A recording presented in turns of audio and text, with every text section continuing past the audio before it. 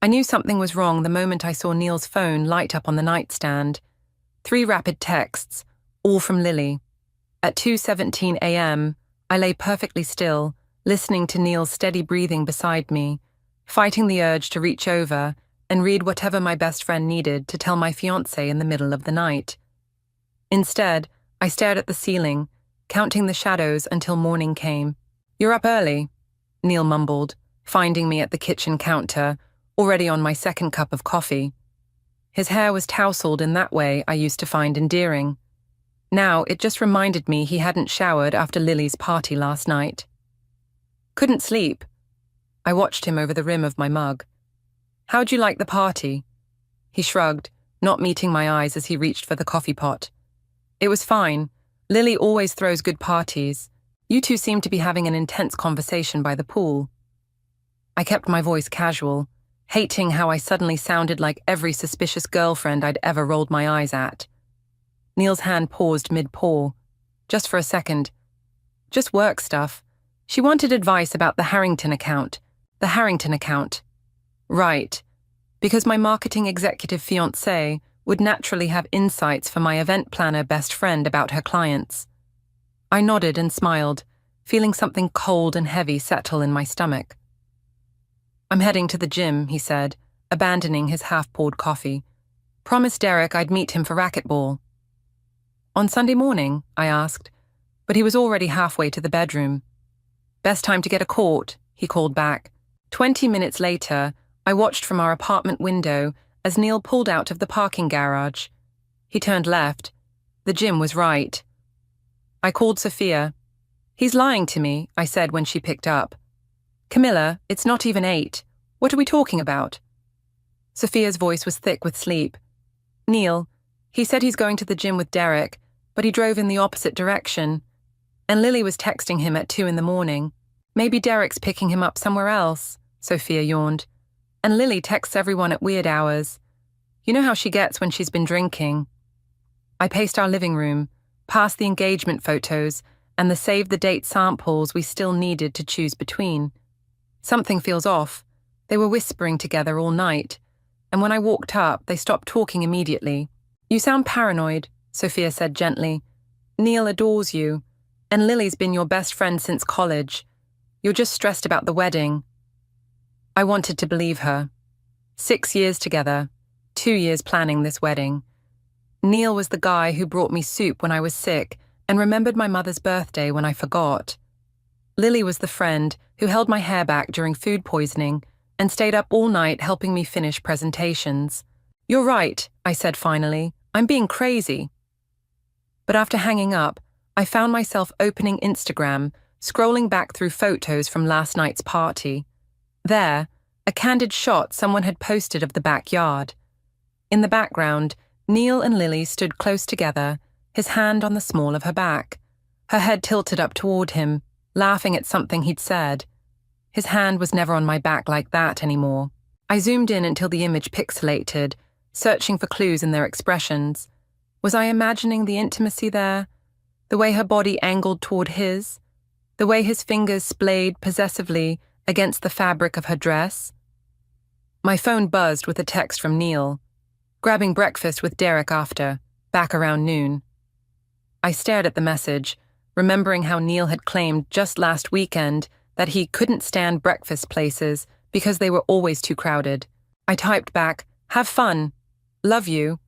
He responded with a thumbs-up emoji. Not "love you too." Not even "thanks." A thumbs up. I set my phone down and walked to our closet, pushing past Neil's suits until I found the shirt he'd worn last night, tossed in the hamper. I lifted it to my face, inhaling deeply. Beneath the familiar scent of his cologne was something else, a floral perfume I recognized instantly. Lily wore it every day, had for years. "It's nothing," I whispered to myself. They hugged goodbye. That's all. But as I stood there, clutching his shirt, I remembered other things. How Neil had started password protecting his phone 3 months ago. How Lily had been cancelling our weekly coffee dates. How they both seemed to find reasons to check their phones whenever we were all together. My engagement ring caught the morning light, sending prisms dancing across the wall. 6 years. My best friend since college. I'd trusted them both with everything. My phone buzzed again. Lily this time. Brunch tomorrow. Need to talk about your bachelorette party. I stared at her message, at the excessive exclamation point, and felt something inside me crack. Whatever was happening, I couldn't ignore it anymore. The whisper of doubt had become a scream. I didn't sleep that night. Every time I closed my eyes, I saw Neil's hand on Lily's back, felt the weight of all the small betrayals I'd been ignoring. By morning, I was hollow-eyed and electric with dread. "You look terrible," Neil said, buttoning his shirt for work. "Did you sleep at all?" "Not really." I watched him in the mirror, searching his face for... what? Guilt? Some crack in his perfect mask? "I was thinking about meeting Lily for lunch today." His fingers fumbled on a button. "Oh, I thought you had that client presentation." "Rescheduled," I lied, watching his reflection carefully. "Why? Is there some reason I shouldn't see Lily?" Neil turned, his expression smoothing into something carefully neutral. "Of course not. Tell her I said hi." I nodded, smiling as though everything was normal. As though I hadn't spent the night cataloguing every suspicious moment from the past few months. As though I wasn't planning to skip my presentation to follow him during his lunch meeting today. After Neil left, I called my office and actually did reschedule my presentation, claiming food poisoning. Then I changed into jeans and a baseball cap, my pathetic attempt at a disguise, and drove to Neil's office building. I felt ridiculous sitting in my car in the parking garage, like I'd stumbled into someone else's life. This wasn't me. I didn't spy on people I loved. I didn't skip work to sit in a hot car, watching the elevator bank through tinted windows. At 12:15, Neil emerged, checking his watch before walking briskly toward the street. I waited until he was half a block away, before following on foot, keeping my distance as he turned corners and waited at crosswalks. He led me to Emilio's, an intimate Italian place we'd discovered together last year. My stomach clenched as he approached a table on the patio where Lily already sat waiting, sunglasses perched on her head, looking effortlessly beautiful as always. I ducked behind a newspaper stand, watching as Neil bent to kiss her cheek. No, not her cheek. Her mouth. A brief, casual kiss, the kind exchanged between people who've kissed 100 times before. The world tilted sideways. I gripped the metal stand to keep from falling, my knuckles white, my breath coming in short, painful gasps. A passing stranger asked if I was okay. I nodded mechanically, unable to form words. They were laughing now, heads bent close together over the menu. Neil's hand covered hers on the table, not hidden, not secretive. They weren't even trying to be discreet. How many people had seen them like this? How long had I been the only one who didn't know? I couldn't watch anymore. Couldn't stand there while my life unraveled in public. I turned and walked blindly back toward my car, tears blurring my vision. Back home, I paced our apartment, touching our shared possessions, photo frames, coffee mugs, the throw blanket we'd bought together in Mexico. Everything suddenly felt like evidence of an elaborate lie. When my phone buzzed with a text from Lily, "Can't wait for brunch tomorrow. XO. Something inside me snapped. I grabbed my keys and drove straight to her apartment. She answered the door in yoga pants and one of Neil's old college t-shirts. I recognized it immediately. I'd slept in it myself countless times. "Camilla." Her smile faltered when she saw my face. "What's wrong? Are you okay?" "Can I come in?" My voice sounded strange, distant. "Of course." She stepped back, concern etched across her features, such perfect, practiced concern. I walked into her apartment, the place where we'd had countless wine nights, where we'd cried over breakups and celebrated promotions, where she'd helped me plan my engagement party to the man she was now sleeping with. "I saw you," I said simply, turning to face her. "Today, at Emilio's." The color drained from Lily's face. For a moment she looked genuinely stricken. Then her expression shifted, hardened into something I'd never seen before. "I was going to tell you," she said quietly. "When?" My voice cracked. "After the wedding, on my anniversary.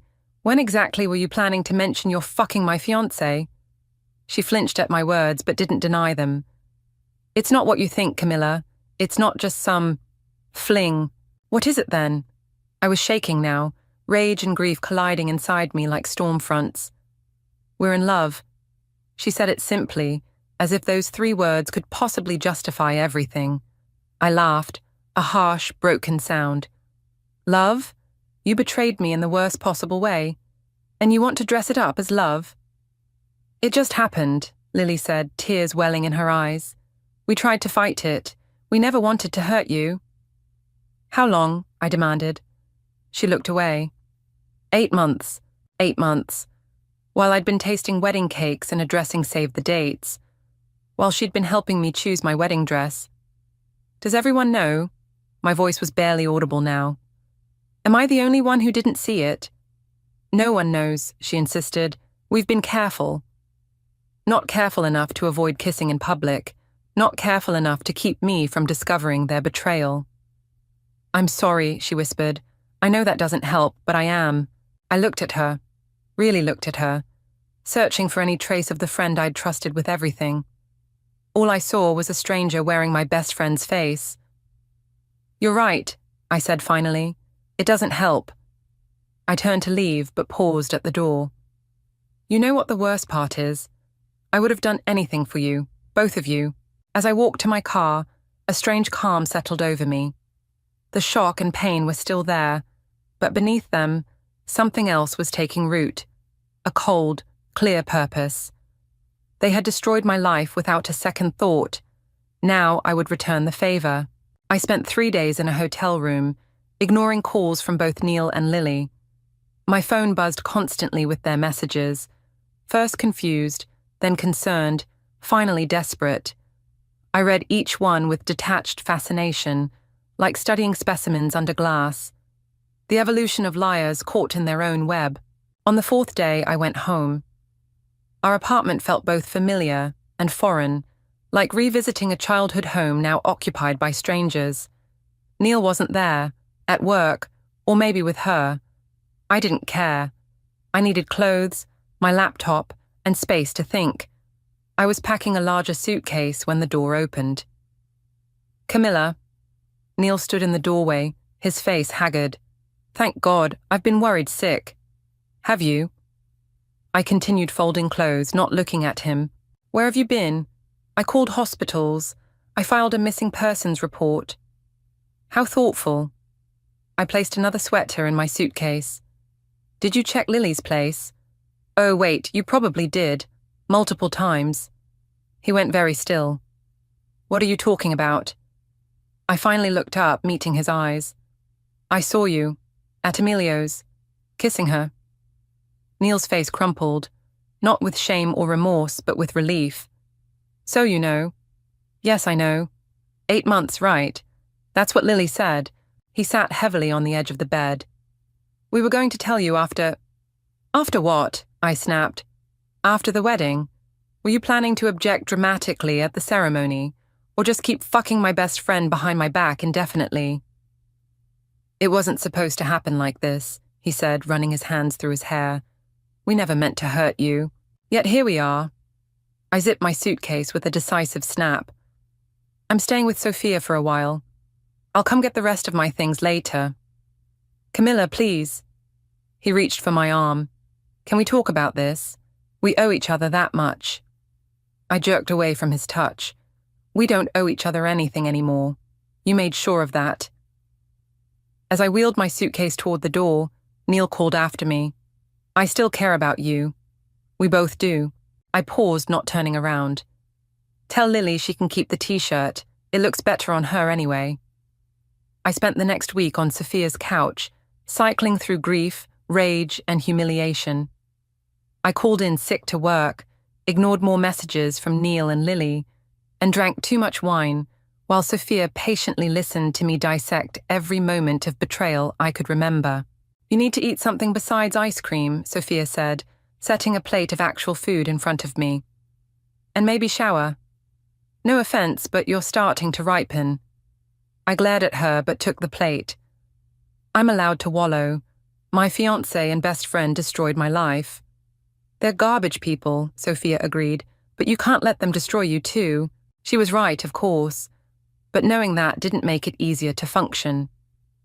Every morning I woke up with the same hollow ache, the same questions spinning through my mind. How had I missed the signs? Who else knew? How long would I have remained oblivious if I hadn't seen Neil's phone that night? On day 9 of my self-imposed exile, Emma called. I heard what happened, she said when I answered. I'm so sorry, Camila. Emma had been friends with both Lily and me since college. The three of us had been inseparable once. How did you find out? I asked, suddenly alert. Did Lily tell you? No. Emma hesitated. Neil did. He called asking if I knew where you were staying. And what did you tell him? Nothing. I wouldn't do that to you. She paused. But Camilla, there's something you should know. About Lily. My heart rate quickened. What? She's been seeing someone else too. Someone besides Neil. I sat up straight. What? Who? Terence, her boss. The information hit me like a physical blow. Terence was married with 2 kids. He was also directly responsible for Lily's recent promotion.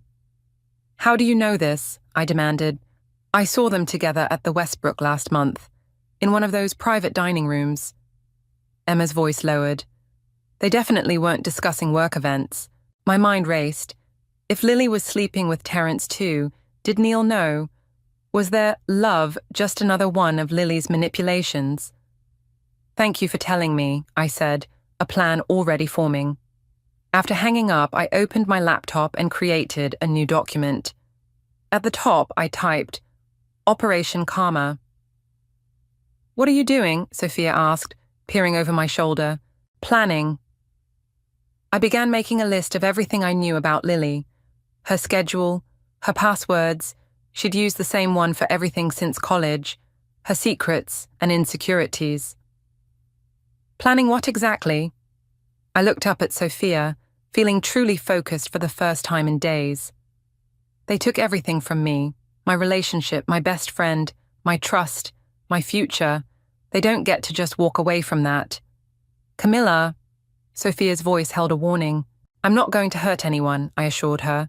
I'm just going to make sure they experience consequences. Real ones. And how exactly do you plan to do that? I thought about Lily's carefully curated image at work, about Neil's family, who still didn't know what he'd done, about Terence's wife, who deserved to know who she was married to. By telling the truth, I said simply, in the right places, at the right times. I turned back to my laptop, adding another item to my list, Terence's wife's contact information. For the first time since seeing Neil and Lily together, I felt something other than pain. Something that burned brighter, cleaner. Something that would get me out of bed tomorrow morning. Purpose. I started small.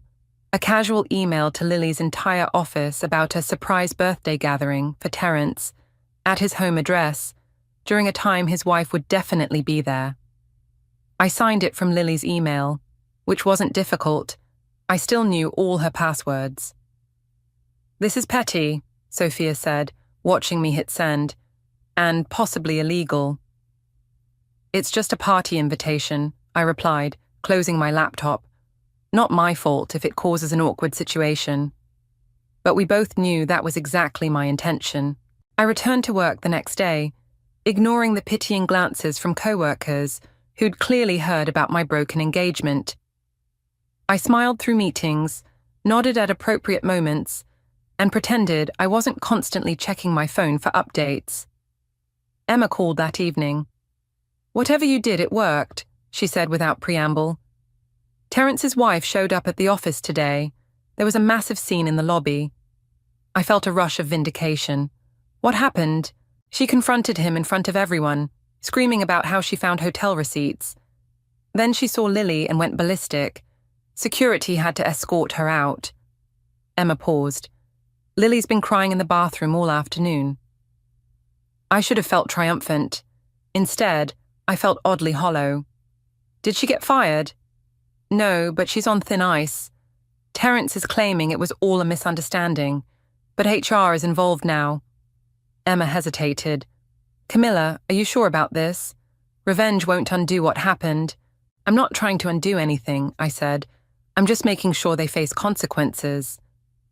But after hanging up, I stared at my reflection in the bathroom mirror. The woman looking back at me had shadows under her eyes and a hardness to her mouth that hadn't been there before. Was this who I wanted to become? Someone who took pleasure in others' pain?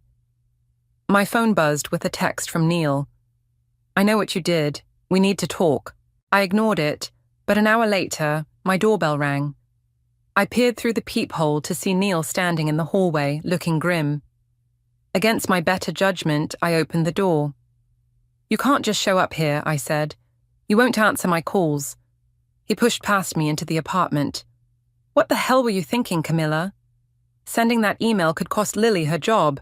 That's rich coming from you, I snapped. You're worried about her job. What about our relationship, our future? Did you think about that before you started sleeping with her? Neil ran a hand through his hair. What we did was wrong, I know that. But this calculated revenge, this isn't you. You don't know who I am anymore. I crossed my arms. And whose fault is that? Lily's devastated. Her reputation at work is ruined. Good. Neil stared at me like I was a stranger. Do you even hear yourself? You're enjoying her pain. The way you two enjoyed deceiving me. I stepped closer. Tell me, Neil, did you laugh about it together? Poor clueless Camilla, planning her wedding while her fiancé fucks her best friend. It wasn't like that, he said quietly. We hated ourselves for hurting you. Not enough to stop. We stood in tense silence, the ruins of our relationship scattered between us like broken glass. What do you want, Camilla? Neil finally asked. An apology? We've both apologized. Repeatedly. What will it take for you to move on? Move on? I laughed bitterly. It's been 2 weeks since my entire life imploded. You don't get to dictate my timeline for moving on. So you're just going to keep trying to destroy us? Will that make you feel better? I didn't have an answer. Would it make me feel better? The email to Terence's wife had brought momentary satisfaction, but the hollow feeling afterward suggested otherwise. Just leave, I said, suddenly exhausted. Go back to Lily. Console her. Tell her how unreasonable I'm being. After Neil left, I called Sophia, needing a voice of reason. Am I becoming a terrible person? I asked when she picked up. You're becoming a hurt person, she replied. There's a difference. Neil thinks I'm enjoying their pain. Are you? I considered the question honestly. Not exactly, I need them to understand what they did, how it feels to have your world turned upside down. And then what? Sophia asked gently. After they understand, what happens next? I had no answer.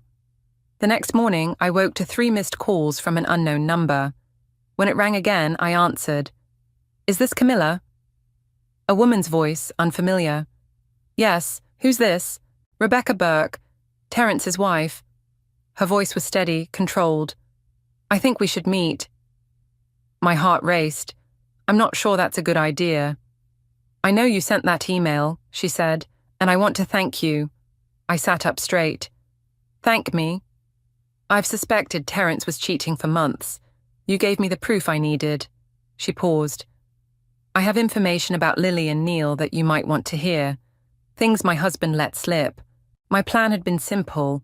Cause trouble, make them hurt, move on. But Rebecca's call suggested there were deeper currents I hadn't considered. When and where? I asked. As I wrote down the details for our meeting, I felt a shift in my perspective. This wasn't just about petty revenge anymore. There were larger truths waiting to be uncovered. Truths that might change everything. For better or worse, I was going to find them. Rebecca Burke was nothing like I'd imagined. I'd pictured a fragile, devastated woman, a mirror of my own recent brokenness. Instead, the woman who slid into the booth across from me radiated composed fury. Her manicured nails tapped methodically against her coffee cup as she studied me. "You're younger than I expected," she said. "You're calmer than I expected," I replied, a thin smile. 15 years of marriage to Terence taught me to control my reactions. Public meltdowns are a luxury I only allow myself on special occasions. Like confronting her husband at his workplace, I felt a flicker of respect. "You said you had information," I prompted. Rebecca took a deliberate sip of her coffee. "First, I want to understand what you're after. Revenge? Closure? Something else?" I hesitated, unsure how to articulate what drove me. "I want them to face consequences, real ones, not just feeling bad while they continue their relationship." "And then what? Once they've suffered appropriately, what happens next?" It was the same question Sophia had asked. I still didn't have a good answer. "I haven't thought that far ahead," I admitted. Rebecca nodded as if I'd confirmed something. "Here's what I know. Lily and Terence have been involved for nearly a year, but Neil has only been part of the picture for about 5 months. I frowned. That doesn't make sense. Lily told me 8 months. She lied. Rebecca's voice was flat. Terence keeps detailed records of his affairs, hotel receipts, dinner dates, gifts. He thinks I don't know about his private email account. She smiled thinly. Men can be remarkably predictable. My mind raced. If Neil and Lily had only been together 5 months, not 8. "There's more," Rebecca continued. "According to Terence, Lily approached Neil initially because of his connection to Edward George." The name hit me like a physical blow. "Edward? From Pinnacle Investments?" Rebecca nodded. "Terence's company has been courting Pinnacle as a client for months. Edward is the decision-maker. Apparently, Lily discovered Neil knew him and saw an opportunity." I sat back, stunned. Edward was an acquaintance of Neil's from business school. They occasionally met for drinks. I'd met him once at a networking event. He'd seemed pleasant but unremarkable. "Are you saying Lily pursued Neil because of a business connection?" "That's what Terence believes." Rebecca shrugged. "Whether Neil knows he's being used is another question." The cafe around us continued its normal rhythm. Baristas calling out orders, customers typing on laptops, while my world tilted on its axis yet again. "Why are you telling me this?" I finally asked. "Because I'm filing for divorce, and I want Terence to lose everything." Her calm facade cracked slightly, revealing the rage beneath. "Including the Pinnacle account, I thought you might want to help." I stared at her. "How? Edward George? You could warn him about what's happening, about how he's being manipulated." The suggestion hung between us, tempting in its simplicity. One conversation with Edward could unravel everything Lily had built. "I'll think about it," I said. Rebecca slid a business card across the table. "My private number. Let me know what you decide." After she left, I sat alone, turning her card over in my fingers. The information she'd shared had shifted something fundamental in my understanding. This wasn't just about betrayal anymore. It was about calculation, strategy. Lily hadn't fallen helplessly in love with Neil. She'd targeted him, and I'd been collateral damage. I was still sitting there when Sophia called. "Where are you?" she asked. "I thought we were meeting at my place. Something came up. I'll tell you later." I hesitated. "Sophia, do you think I'm obsessing over this too much?" "Honestly, yes." Her voice softened. "It's been almost 3 weeks, Camilla. You haven't gone a single day without mentioning Neil or Lily, or some new revenge plan." "They destroyed my life," I said, the familiar justification rising automatically. "No, they ended your relationship. There's a difference." Sophia sighed. "You're letting them define you now. Everything you do is in reaction to them." Her words stung because they contained truth. I'd been so focused on making Neil and Lily pay that I'd put my own life on pause. "I met with Terence's wife today," I admitted. "She told me things about Lily, about why she pursued Neil." "And did this new information make you feel better?" I considered the question. "No, it made me feel worse, actually. More manipulated." That's my point. None of this is helping you heal. Sophia paused. I'm worried about you, Camilla. You're becoming someone I don't recognize. The same observation Neil had made. Was I really changing that much? I need to go, I said abruptly. I'll call you later. I drove home in a daze, Rebecca's revelations and Sophia's concerns colliding in my mind. When I arrived at my apartment building, I sat in the parking lot, unable to summon the energy to go inside. My phone buzzed with a text from an unknown number. We need to talk. I'm outside your building. Edward. I froze, scanning the parking lot until I spotted him, a tall figure leaning against a black sedan, watching my car. How did he know where I lived? Why was he here? As I stepped out of my car, Edward straightened and walked toward me, his expression grave. Camilla, he said, I think we have a mutual problem. The certainty I'd felt about my revenge plans suddenly evaporated, replaced by the uncomfortable realization that I was stepping into something much larger and more complicated than I'd imagined. And there was no turning back now. Edward insisted we talk somewhere private, so I reluctantly led him to my apartment. My mind raced with possibilities. Had Rebecca already contacted him? Did he know about Lily's manipulation? Nice place, he said, glancing around my living room. He seemed different from the polished businessman I'd met briefly at Neil's networking event, more intense, less rehearsed. How did you find my address? I asked, remaining standing while he settled, uninvited, onto my couch. Neil mentioned it once.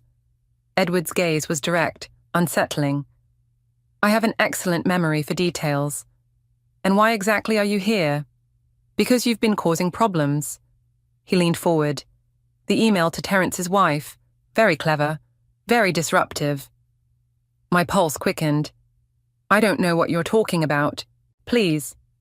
Edward smiled thinly. Let's not waste time with denials. I know what Neil and Lily did to you. I know you're retaliating. And I know you recently met with Rebecca Burke. I crossed my arms. Are you spying on me? I'm protecting my interests. He gestured for me to sit. Which is why I'm here. We need to discuss Pinnacle's relationship with Terrence's company. I remained standing. I don't see how that concerns me. It concerns you because you're interfering in business matters you don't understand. His tone hardened. Lily's personal choices are irrelevant to me. What matters is that Terrence's company provides services Pinnacle needs. So you know. I finally sat, processing his words. You know Lily pursued Neil to get to you. Edward's expression revealed nothing. I suspected. Neil mentioned they'd started seeing each other shortly after he introduced us at that charity event. And that didn't bother you? Being manipulated? He shrugged. Business is built on strategic relationships. Lily's methods are her concern. What about Neil? Does he know he's being used? I doubt it. Edward studied me. Neil has always been idealistic. He probably believes it's a genuine romance. The casual cruelty of his assessment hit me like a slap. Neil, the man I'd planned to marry, reduced to a naive pawn in someone else's game. Why are you telling me this? I asked. Because your revenge campaign is becoming problematic. The drama with Terrence's wife has created instability at a critical time. Edward leaned forward. I need you to stop. Or what? Or I'll be forced to ensure you stop. His voice remained pleasant, but the threat was unmistakable. I have resources you don't, Camilla. This isn't a fight you can win. I stared at him, anger building. So I'm just supposed to walk away? Let them all get what they want while I get nothing? What exactly do you want? Edward asked. To hurt Neil and Lily? You've already done that. To ruin their relationship. You might succeed, but it won't undo your pain. He paused. Or do you want something more concrete? Like what? Money, a new job, a fresh start somewhere else. He shrugged. Name your price. I laughed incredulously. You're trying to buy me off? I'm offering you a way forward that benefits us both. Edward's expression softened slightly. The path you're on now leads nowhere good, Camilla. Believe me, I know. Something in his tone made me pause. What do you mean? I've been where you are, betrayed, humiliated, obsessed with making someone pay. His eyes held mine. It consumed 3 years of my life, and when I finally succeeded in destroying them, I felt nothing, just empty. I wanted to dismiss his words, but they echoed uncomfortably with Sophia's concerns. Was I becoming consumed by revenge? Was I losing myself? I need to think, I said finally. Edward nodded and stood. Take 24 hours. Then I'll need your decision. He placed a business card on my coffee table. Call me when you're ready to discuss terms. After he left, I sank onto the couch, overwhelmed by conflicting emotions. Part of me wanted to call Sophia, to process what had just happened, but another part, a growing, insistent voice, whispered that I was close to something important, something I couldn't walk away from yet. I picked up Edward's card, then reached for Rebecca's. 2 people with their own agendas, both trying to use me for their purposes. Just like Lily had used Neil, just like Neil and Lily had used our friendship and trust. My phone buzzed with a text from Sophia. Haven't heard from you. Everything okay? I stared at her message, guilt mingling with resentment. Even Sophia's concern felt like pressure now. Pressure to be better, to move on, to stop fighting back. Instead of replying, I opened my laptop and searched for Edward George. Articles about Pinnacle Investments appeared, along with a few society page photos. Nothing revealing. I tried another search, Edward George Pl scandal. A headline from 7 years ago caught my eye. Finance executive's suicide follows fraud allegations. I clicked, scanning quickly. The article mentioned Edward, only peripherally. He'd been a colleague of the man who died. But something about it nagged at me. I searched again, digging deeper, following threads until I found what I was looking for. A blog post from 6 years ago, written by the widow of the executive who'd committed suicide. She named Edward specifically, claiming he'd orchestrated her husband's downfall after discovering their affair. The pieces clicked together. This was Edward's story, his betrayal, his revenge, and according to the widow's account, it had destroyed multiple lives, including an innocent man's. Is this what I was becoming? Someone who would sacrifice anyone to satisfy my need for vengeance? My phone rang. Lily's name flashed on the screen. I almost declined the call. Then, driven by a sudden, fierce need to hear what she would say, I answered. Camilla! Lily's voice was raw, desperate. Please don't hang up. There's something you need to know about Edward. He's dangerous. Whatever he's told you. How do you know I've spoken to Edward? I interrupted. A pause. Because he just called Neil. He's setting you up, Camilla. We all are. What do you mean, we all are? I gripped my phone so tightly my fingers ached. Explain, now. Not over the phone. Lily's voice shook. Can you meet us? At Neil's place? Every instinct screamed this was a trap. Why would I do that? Because despite everything, I know you're still the smartest person in this mess. Her voice dropped. And because I have proof. About Edward. About what he's really doing. I should have hung up. Should have called Sophia or Rebecca or even the police. Instead, I heard myself say, I'll be there in 30 minutes. Rain pelted the windshield as I drove to Neil's apartment, my thoughts racing faster than the wipers could clear the glass. What kind of setup was this? What game was Edward playing? And why would Lily warn me if she was part of it? I parked a block away, sitting in my car as rain drummed on the roof. This was madness. I was walking into a room with the 2 people who had betrayed me most intimately, based on a cryptic warning from a woman I no longer trusted. Yet something in Lily's voice had sounded genuinely afraid. I called Sophia. I'm about to do something stupid, I said when she answered. Define stupid. Meeting Neil and Lily at his apartment. Lily says Edward is setting me up somehow. Sophia was silent for a moment. This sounds like a terrible idea. I know, but I need to hear what they have to say. I watched rain streak down my window. If I don't call you in an hour, something's wrong. Camilla, just Be ready to help if I need it, please. She sighed. 1 hour, then I'm calling you. If you don't answer, I'm coming over. I ended the call and stepped into the rain, instantly soaked as I walked the block to Neil's building.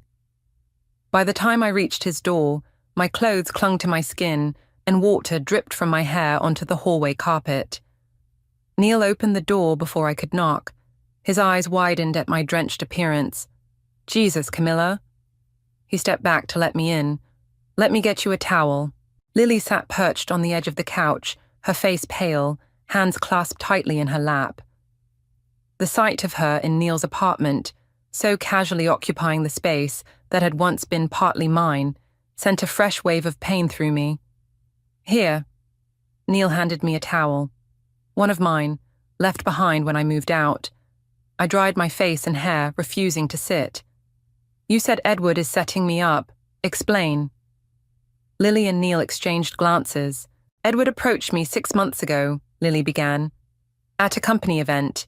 He said he'd heard about my event planning work and wanted to discuss potential opportunities with Pinnacle. So you slept with my fiancé to land a client? The words tasted bitter. No, Lily flinched. That came later.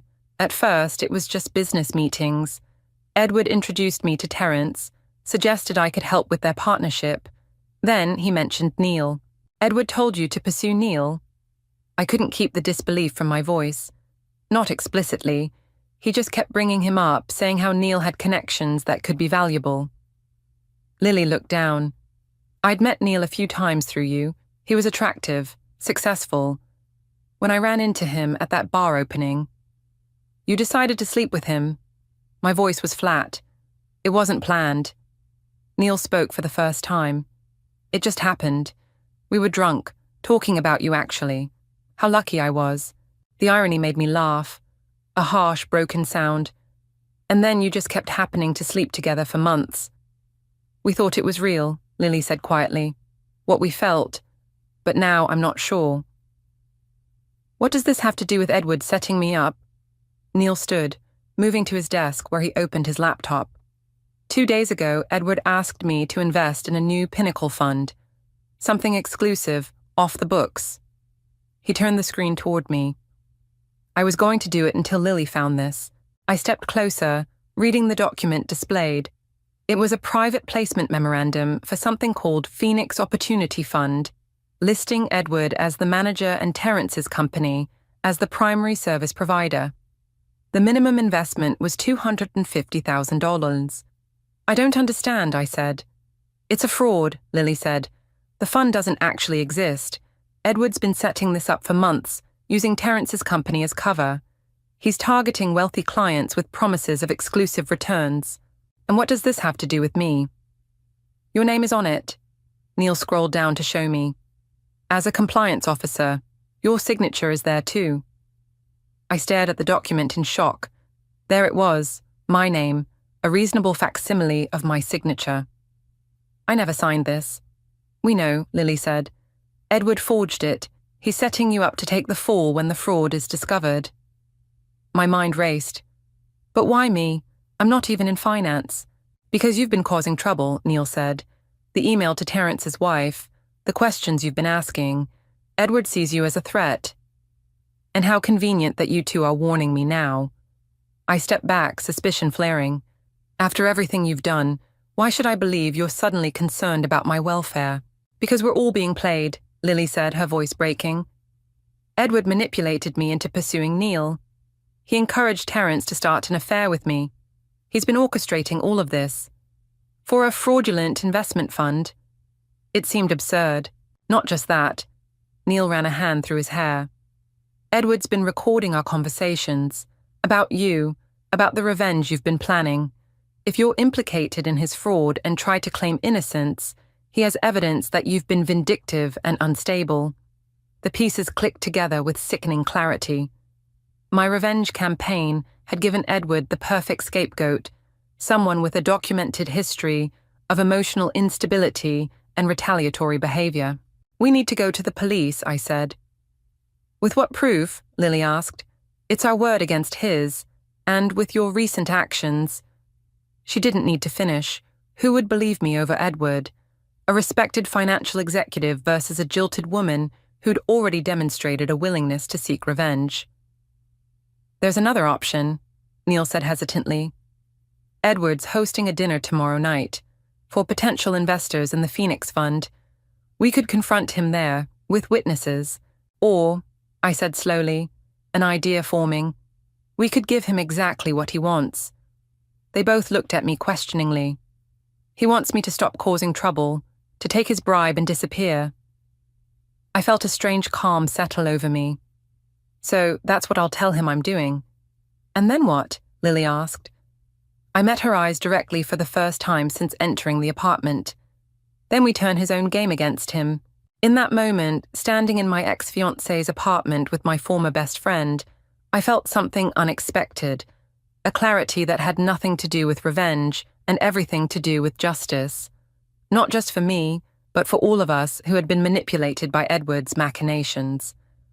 I'll need your help, I said. Both of you. Neil nodded immediately. Lily hesitated, then reached for my hand. I let her take it, feeling the familiar shape of her fingers against mine. Whatever you need, she said. Edward's smile didn't reach his eyes when I slid into the chair across from him at the upscale hotel bar. I wasn't sure you'd come. I almost didn't. I set my phone on the table between us, recording app running silently. But your offer got me thinking. And, he signaled the bartender for another drink, I want out of all of this. I leaned forward. You were right yesterday. This revenge thing, it's consuming me. Edward studied me, searching for deception. What changed your mind? I looked you up. Found that blog post about what happened 7 years ago. I kept my voice neutral. I don't want to become that person. Something flickered across his face. Satisfaction, maybe, or relief. Smart decision. So let's discuss terms. $200,000 and a recommendation for a job in another city. I met his gaze steadily. In exchange, I disappear. No more trouble with Terence or his wife. No questions about your business dealings. Edward's eyebrows rose slightly. Ambitious. Fair, I countered. My life here is over. You're buying my silence and my absence. He considered this, swirling the amber liquid in his glass. I can arrange it, but I'll need something first. What? Sign some paperwork, a non-disclosure agreement primarily. He reached for his briefcase. And a few other documents, like compliance forms for the Phoenix Opportunity Fund. I kept my expression innocent. Edward's hand stilled on his briefcase. You've been busy. Just doing my research before selling my soul. I smiled thinly. That's what you're buying, isn't it? My name on your fraudulent fund? I prefer to think of it as creative finance. Edward's voice remained pleasant, but his eyes hardened. The paperwork is a formality. Insurance, if you will. Against what? Me changing my mind? Against unpredictability. He slid the briefcase toward me. Sign now, and the money will be in your account tomorrow. I opened the briefcase, examining the documents inside. The NDA, the compliance forms, all waiting for my signature. You know, I said conversationally, I've been wondering why you went to all this trouble, setting up Neil and Lily, drawing me into your scheme. I looked up at him. It seems elaborate just to find a scapegoat. Edward shrugged. Opportunity presented itself. I needed someone with financial knowledge, but no industry connections. When Neil mentioned his fiancé worked in corporate accounting, you became interesting. When you started causing problems, you became useful. And Lily, why involve her? Lily was already involved with Terence. I simply expanded her utility. His smile was cold. People are generally predictable when you understand their weaknesses. Lily craves status. Neil craves validation. You crave justice. And what do you crave, Edward? Control. He gestured to the documents. Now, sign. I picked up the pen, hovering it over the signature line. Just one more question. Does Rebecca Burke know about the fraud? Edward's expression flickered. Rebecca is irrelevant. That's not what she thinks. I set the pen down. She's been gathering evidence against you for months. Bank statements, emails between you and Terrence, records of meetings that never officially happened. You're bluffing. But uncertainty had crept into his voice. Maybe. I stood up. But are you willing to bet your freedom on it? Edward's hand shot out, gripping my wrist. Sit down. We're not finished. Actually, we are. I nodded toward the bar entrance, where Detective Morales was approaching, Rebecca Burke at her side. I think they'd like to speak with you. Edward's face drained of color. What have you done? Created an opportunity. I pulled my wrist free. People are predictable when you understand their weaknesses. Your weakness is arrogance. As Detective Morales reached our table, I stepped back. He was just explaining his investment fraud scheme, Detective. I believe my phone recorded most of it. The next hour passed in a blur of statements and evidence collection. I watched from across the room as Edward was escorted out, his confident facade crumbling under the weight of Rebecca's evidence and my recording. Sophia found me sitting alone at the bar afterward. You okay? She asked, sliding onto the stool beside me. I don't know what I am. I stared into my untouched drink. Relieved? Exhausted? Empty? All of the above is allowed. Sophia squeezed my hand. What you did was brave, and a little terrifying. I laughed softly. Terrifying is accurate. I wasn't sure he'd confess. But you were sure enough to bet everything on it. She studied me. That's the old Camilla I know, the one who trusts her instincts. Her words warmed something cold inside me. I had trusted myself today, my judgment, my plan, my ability to see through Edward's manipulation. For the first time since discovering Neil and Lily's betrayal, I felt like myself again. Neil and Lily are outside, Sophia said carefully. They want to know if you'll talk to them. My stomach tightened. What do you think I should do? I think that depends on what you want now. Sophia's gaze was steady. Revenge? Closure? Something else entirely? The question echoed through all the versions of myself I'd been these past weeks. The devastated fiancé, the vengeful victim, the determined investigator. None of them felt quite right anymore. I want to move forward, I said finally, but I'm not sure what that looks like yet. Then tell them that. Sophia stood. You don't owe them forgiveness or friendship. You only owe yourself honesty. Outside, Neil and Lily waited awkwardly by the fountain in the hotel courtyard. They straightened when they saw me approach. Is it over? Lily asked. With Edward? Yes. I kept my distance, studying them both. With us? That's complicated. Camilla, we can't ever apologize enough, Neil began. I held up my hand. I don't want apologies, not tonight. What do you want? Lily's voice was small. I considered the question carefully. Space, time, a life that isn't defined by what happened between us. They exchanged glances, absorbing my words. And someday, Neil asked, someday isn't today. I met their eyes directly. Today, I'm choosing myself. As I walked away, I felt the weight of the past weeks lifting. The betrayal would always be part of my story, but it no longer felt like the most important part. What mattered more was what I'd discovered about myself, my resilience, my clarity, my capacity for both rage and compassion. The night air was cool against my skin as I stepped onto the sidewalk. Ahead of me stretched a future I couldn't yet imagine, full of possibilities I hadn't considered when revenge had narrowed my vision. I took a deep breath and began walking, not looking back. The path forward was unwritten, uncertain, but for the first time in weeks, that uncertainty felt like freedom.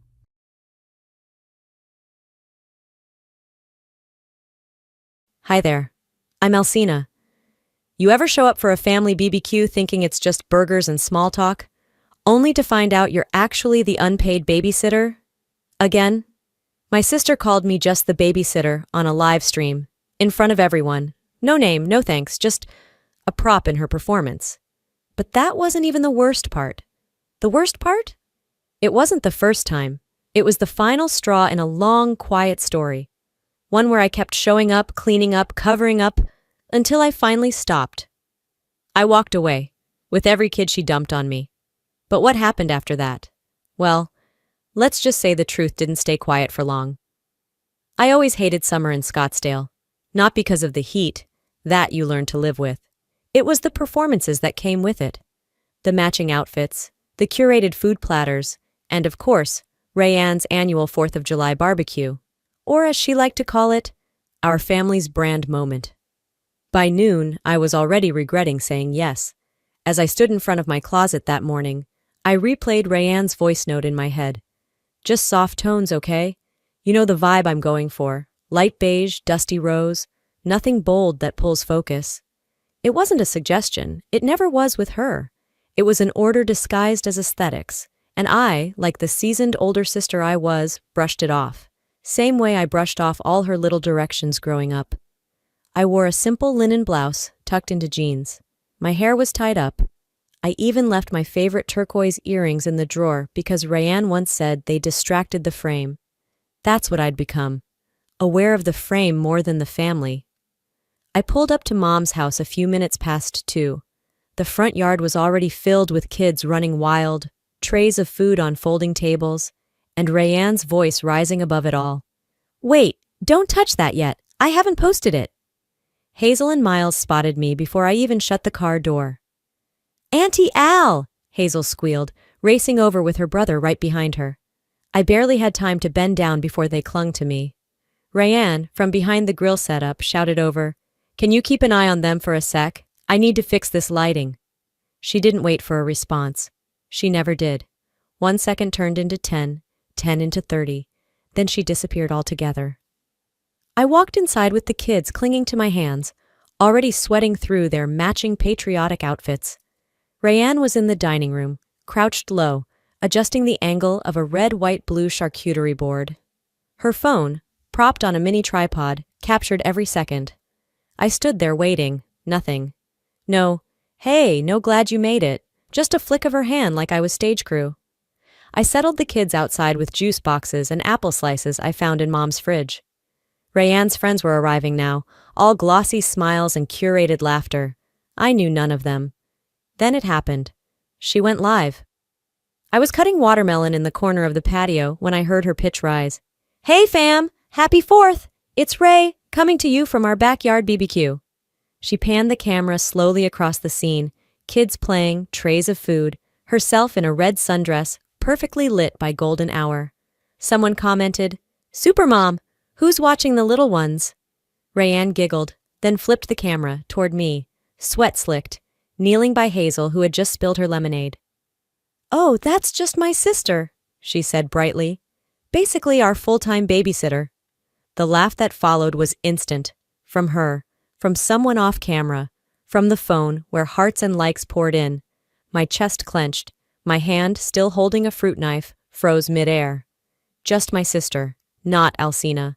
Not the woman who rearranged work schedules to pick up Hazel from school when Rayanne had a photo shoot.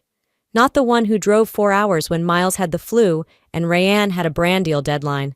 Just the help. I looked around. No one said anything. Not Mom, who stood nearby. Not the cousins who giggled softly. The same cousins who once cried on my shoulder when Rayanne accidentally aired out their secrets for likes. I stood slowly, took a deep breath, and walked to the kitchen. Poured myself a glass of lemonade, lukewarm now, and sat alone at the corner table. Through the glass doors, I could see Rayanne staging another photo with the kids. Hazel was fidgeting, but Rayanne kept adjusting her pose. Then I watched her take the fruit plate I'd arranged, swap the slices, add mint, drizzle honey. She turned it toward the camera with a smile like she made it herself. Something clicked inside me. Not a snap, not a meltdown, just a quiet shift, like a mental lever finally being pulled. I wasn't mad because she took credit. I was mad because I let her. I sipped my drink and watched the filtered version of my family play out on Rayanne's phone screen. I was done watching. I didn't storm out. I didn't make a scene. That would have given her content. I just waited. Waited until her focus drifted elsewhere. Waited until the camera tilted back toward the party and away from me. Then I picked up Hazel's backpack, tossed in Miles's flip-flops, grabbed the baby wipes from the table, and reached for the diaper bag Rayanne had dumped by the cooler an hour earlier. "I want to stay," Miles whined. "I know, baby," I whispered, hoisting him onto my hip, "but we've got something better planned." Hazel didn't ask questions. She grabbed my hand like she always had, like she knew I was the only one who'd never drop it. As I walked down the side path, past the parked cars, I didn't look back, not even when the wind carried Rayanne's laughter down the driveway. I didn't know it yet, but I was about to hit my breaking point, with a diaper bag in one hand and 4 juice boxes in the other. We made it halfway down the street before I realized I didn't even have my car keys. I had left them in the side pocket of the tote Rayanne used to organize sunscreen and wipes. Somehow that became my responsibility too. I paused at the edge of the sidewalk, adjusted Hazel's backpack on my shoulder, and turned back around. "Are we going home?" Hazel asked, squinting against the sun. "Not yet, sweetie. Just grabbing something real quick." Back at the house, the music was louder. Rayanne was filming again, now in front of a setup of corn on the cob and sparkling water bottles she hadn't so much as touched all day. The Mom of the Year routine was in full swing. Before I could get past the driveway, she saw me. "There you are," she chirped, jogging over in wedge sandals like nothing was off. "Okay, can you just keep them for like 20 more? I need to take a few shots for the brand, and the lighting's finally working with this shirt."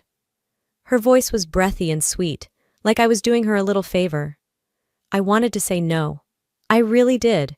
But Hazel had already sat herself down under the patio umbrella, and Miles was halfway through the second juice box. 20 minutes, I said flatly. She gave me a quick squeeze on the arm, the kind that didn't mean a thing, and turned on her heel. 20 minutes became 30, then 45. And somehow, in between answering Hazel's, "Can you open this?" and Miles', "I need to pee," 2 other kids ended up in my care, my cousin's twins, Lacey and Ryan. I didn't even see who dropped them off. People just started handing me children like I had a sign on my back that read, "Free childcare available." By the time I realized Rayanne had fully vanished, the twins were sticking orange-stained fingers into a bag of grapes, and Hazel was sobbing because sunscreen got in her eyes. I pulled wet wipes out like I was clocked in. No check-in, no texts, no Rayanne. I reached for my phone, out of both instinct and pure fatigue, and that's when the screen lit up. One new notification, Google Calendar invite from Rayanne Calloway. Title, BBQ Content Flow and Child Coverage, Final. I opened it. Color-coded blocks, timelines. Assigned kid coverage per adult. My name was assigned from 2 o'clock to 3 p.m., 3:15 to 4 p.m., and a note below. Keep Hazel and Miles in shade for golden hour shots. Do not interrupt. I blinked, read it again. She didn't ask me. She didn't even tell me. She assigned me. Like a task. Like I was staff. Not a partner. Not family. Staff. A breeze lifted the edge of the picnic tablecloth and flapped it against my arm. I stared out over the backyard. Folding chairs, melting popsicles, and Rayanne's ring light leaning on a cooler. My jaw tightened. "You okay, Auntie Al?" Hazel asked, tugging my sleeve gently. "Yeah," I said, kneeling to her level. "I'm good, honey. Just thinking." But I wasn't. I wasn't just thinking. I was boiling. A few minutes later, Miles tripped over his flip-flops and dumped his entire juice down the front of my lap. I didn't yell. I didn't flinch. I just helped him up and checked his knees for scrapes. Then Hazel shrieked. She had Cheeto dust in her eyes. One of the twins threw up behind a bush. The other started crying because no one noticed her chalk drawing. I looked around. Still no Rayanne. Still no, "Thank you." Still no, "I got it from here." I gathered the kids, grabbed a bottle of water, and led them across the yard to the edge of the tree line. There was a shaded patch of grass by the fence. I laid out a towel, sat down cross-legged, and breathed. 1, 2, 3. I made it to 10, then started again. Not because it worked, but because it was the only thing keeping me from standing up and screaming in the middle of this ridiculous circus. I looked down at my lap, now sticky, stained, and covered in cracker crumbs. Hazel had curled up beside me, using my thigh like a pillow.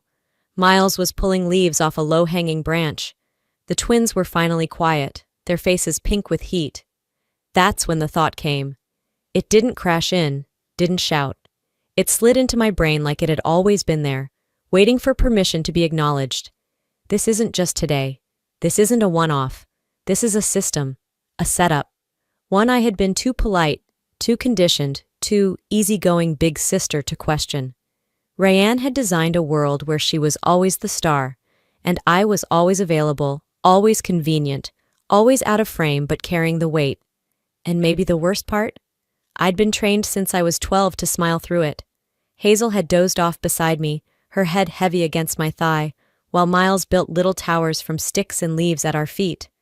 The twins were still nearby, surprisingly quiet now, but I barely noticed. I was somewhere else entirely, years away from this patch of grass and melting sunscreen, somewhere between guilt and clarity. It's funny how one memory can kick open the door to every other. I was 12 the first time someone handed me Rayanne and said, "Here, hold her a sec." It was our mom. She was hosting her friends from work. Wine glasses on coasters, plastic-covered couches, the smell of overcooked lasagna hanging in the air. Rayanne had just turned 1 and was already wailing from the playpen. Mom, without even looking back, said over her shoulder, "Can't you calm her down? You're the big sister. She looks up to you." I remember holding Rayanne close, bouncing her slightly, even though she squirmed. I didn't know what I was doing. I was just trying not to mess up. I thought if I got it right, maybe Mom would smile again the way she used to before Dad left. That line, "You're the big sister," became gospel in our house. A get-out-of-responsibility-free card for everyone but me. When Rayanne colored the walls with Sharpie, "Alcina, why weren't you watching her?" When she forgot her homework for the 5th time in a row, "You could have helped her organize better, honey." They didn't call it parentification. They called it family. By the time I hit high school, I wasn't the sister. I was the backup plan. I made sure Rayanne had her soccer gear, remembered her dentist appointments, even ironed her outfits when she had middle school band performances. I can still smell the starch. But the real kicker? I thought this made me the good one. The dependable one.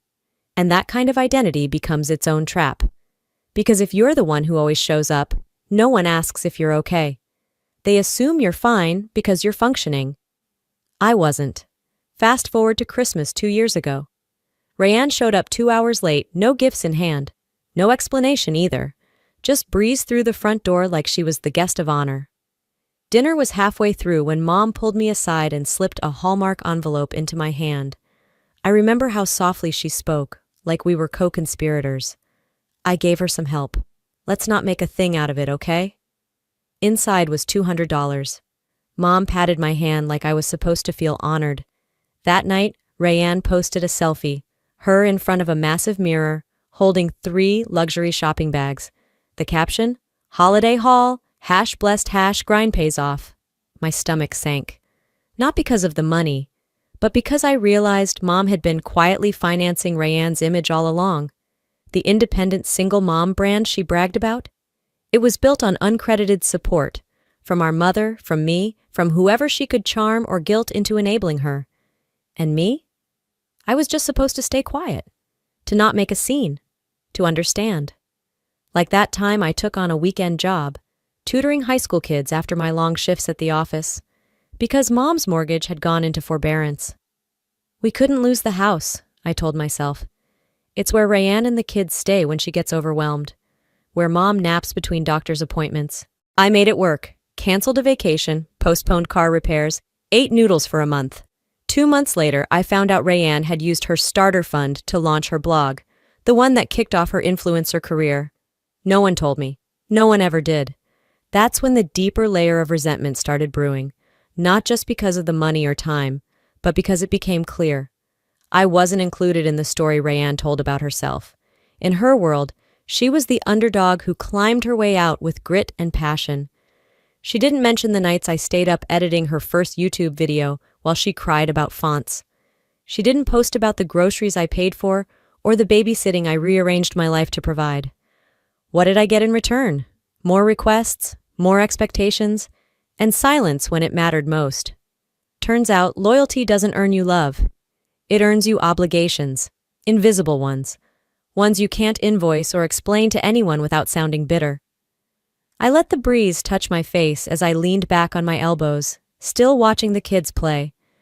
They deserved better than this cycle of pretending everything was okay just to keep appearances intact. I wasn't going to confront Rayanne. Not yet. But something had shifted. The old reflex, to be nice, to stay helpful, was cracking under its own weight, and I was done earning obligations. It was time to start asking questions and stop saying yes. It was nearly 4 p.m. The sun had dipped just enough to cast long shadows across the yard, but the heat still clung to the air like plastic wrap. Hazel had fallen asleep again, this time on a lawn chair under a beach towel I'd fashioned into a makeshift canopy. Miles sat by my feet, trying to blow bubbles with a wand that had long since dried out. My phone buzzed against my thigh. I picked it up, assuming it was another calendar notification or Rayanne summoning me to grab a plate of sliders for the kids. Instead, I read this. Can't believe she actually showed up looking like that LOL babysitter vibes FR. It took me a full 5 seconds to register what I was reading. Another ping followed. OMG, wrong person. She sent it directly to me. I didn't blink, didn't move, just stared at the words on the screen as my fingers clenched slowly around the phone. There it was. Every insult she had been too cowardly to say out loud, now typed and delivered straight into my hands. A typo with perfect timing, a truth she couldn't walk back. My throat tightened. I didn't reply. What was there to say? She didn't see me as her sister. She didn't even see me as a person, just a prop. A warm body to hold kids and hand out wipes while she struck poses and collected engagement. A few minutes passed in silence. I don't remember hearing anything, not the kids, not the music, just the ringing in my ears and the blood that started to boil low in my chest. And then came the scream. One of the toddlers, one of the twins, had tripped over a sprinkler and landed on the gravel edge near the patio. It wasn't serious, just a scraped knee.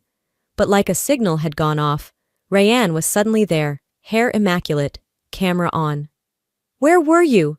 she said sharply, just loud enough for everyone nearby to hear. "You're supposed to be watching them!" I stood a few feet away, still holding my phone, still processing the message. I didn't even look at the kid. My eyes were locked on Rayanne. Her tone wasn't concerned. It wasn't maternal. It was performative. She gestured toward the child with a gasp, eyes wide for the camera lens angled over her shoulder, as if this whole moment was part of a sponsored story arc. A cousin handed over a Band-Aid. Someone else muttered, "Kids are wild today," before drifting off. But Rayanne didn't break character. I didn't say a word, not then, because this wasn't a mistake. This wasn't a moment of stress. This was her weapon of choice, framing. Make me look absent, make herself look overworked, get pity, get praise. She didn't even check if I was okay, didn't ask why I was standing stiff as stone, phone screen still lit in my hand. She didn't have to. She already knew what she'd done. I turned away. Not to retreat, but to breathe. I needed 30 seconds without an audience, without her lens chasing my reaction. By the garden shed, under the fig tree, I stood with my back to the party. The rustle of kids playing, the clink of utensils, the background music, it all blurred into white noise. I opened Rayanne's message again, read it one more time. Then I scrolled. Through old texts, through voice notes, through all the small dismissals I'd archived and forgiven too quickly. I just need you to grab them. You're better with tantrums. You're so chill. That's why you're perfect for this. It wasn't appreciation. It was justification. She needed to make me small so she could feel big. That was the unspoken exchange. But not anymore. I stared at the message until the light dimmed on my phone screen. Then I turned it off, slid it in my pocket. When I came back around the shed, Hazel was sitting up, rubbing her eyes. Miles had knocked over the bubble solution trying to refill it. The twins were gone, probably back with their dad. I smiled gently at Hazel, handed her a napkin, and kneeled to help Miles. Rayanne was across the yard now, showing something on her phone to one of her influencer friends. They laughed. They always laughed. But I wasn't laughing. Not anymore. Because suddenly, it all made sense. The calendar invite, The live stream embarrassment, the wrong message, the public scolding. This wasn't disorganization. It wasn't a sister overwhelmed. It was a strategy. She needed chaos to clean up so she could look composed. She needed a scapegoat to look sacrificial. She needed me. But only behind the curtain. I was the setup. She was the main act. And she'd just handed me the script. So I smiled, walked back inside, and got ready to return the favor. Rayanne was standing at the far end of the patio, one hand on her hip, the other fishing something dramatic out of the cooler. I watched her closely, my arms folded, my weight shifting to my right leg. She glanced around quickly, eyes darting like a stage manager counting down to cue. Then, oh so accidentally, she let the top of the cooler slam, knocking over the edge of a nearby pitcher. Ice water spilled across the flagstone like a wave.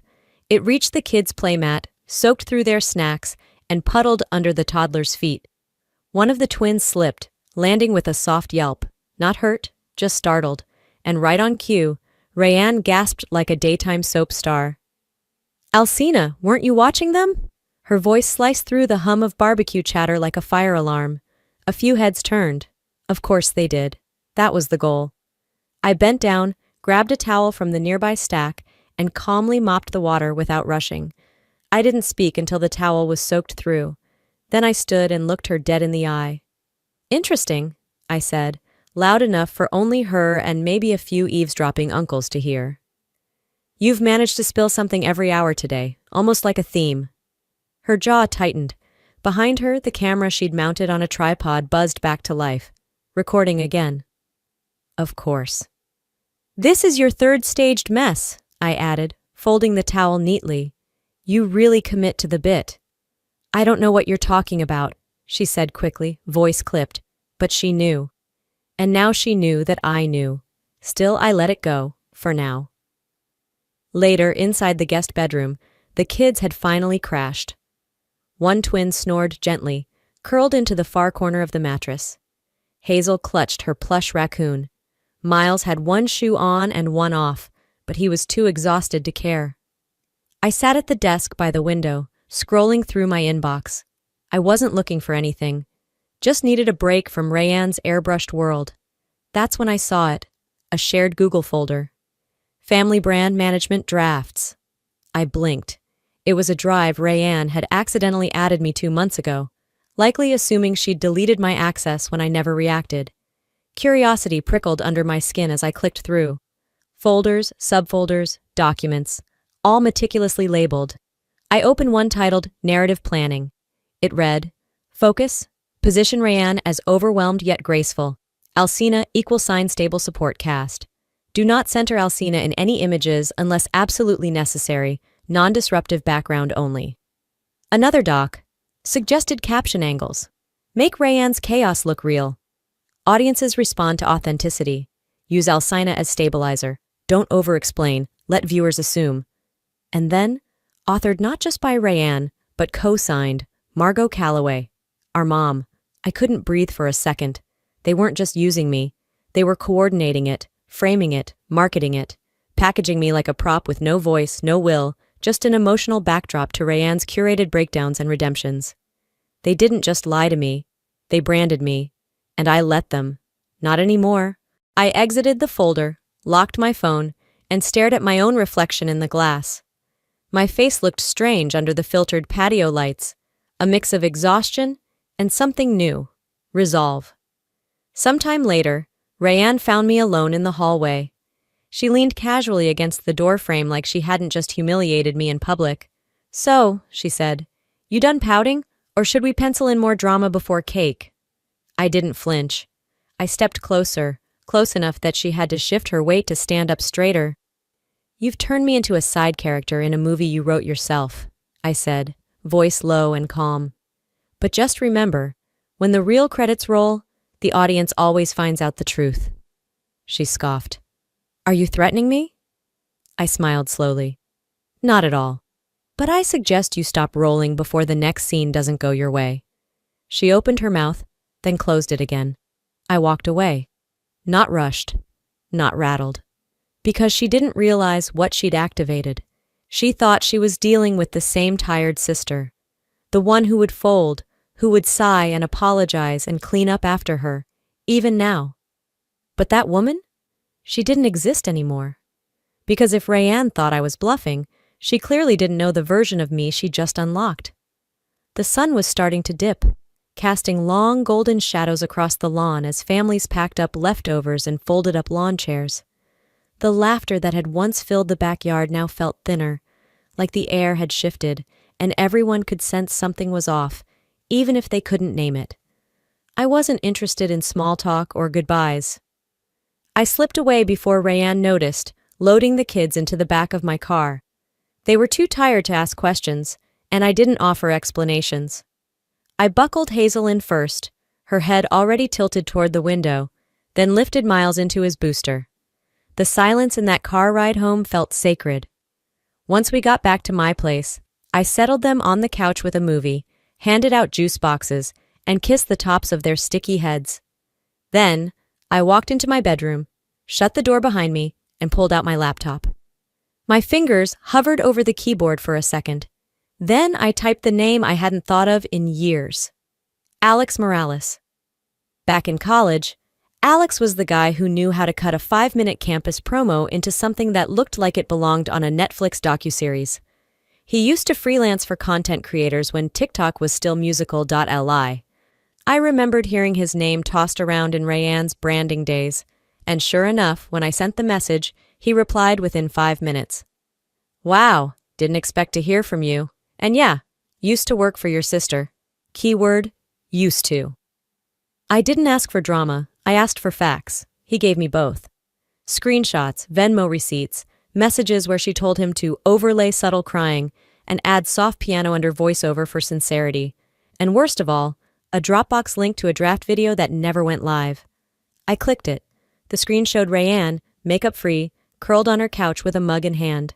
She sniffled twice, reached for a tissue, looked off camera as if recalling something painful, except in the background I heard Alex's voice. Okay, good, but can you lean left when you talk about feeling abandoned? The plant's in frame. She nodded, adjusted, and started over. I watched the whole 2-minute cut, not because I needed proof, because I needed permission, from myself, to believe what I already knew. She paid people to make her sadness believable. Meanwhile, I had been living mine, quietly, fully, and without an ounce of applause.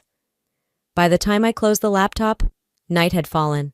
I lit the lamp on my desk and opened a blank document. It was time to flip the script. I wasn't interested in takedowns or viral drama. This wasn't revenge. It was clarity. I uploaded everything, the screenshots, the calendar invites, the clip of Rayanne calling me just a babysitter. And yes, even the staged spill footage, with captions. I wrote one sentence. Sometimes silence isn't grace. It's fear. And I'm not afraid anymore. Then I hit post. I left my phone on the desk, turned it face down, and went to wash the dishes. I didn't need to refresh for notifications. I knew what would come. Curiosity, doubt, then understanding. By the time I checked again an hour later, the video had over 11,000 views. The comments were mixed at first. This feels personal? Maybe this should have been handled offline. But then they started shifting. I've been the sister, I see you. She didn't make you a babysitter, she made you her PR plan. Don't ever apologize for setting boundaries. Ever. I scrolled until my eyes burned. Rayanne's page had already shifted tone.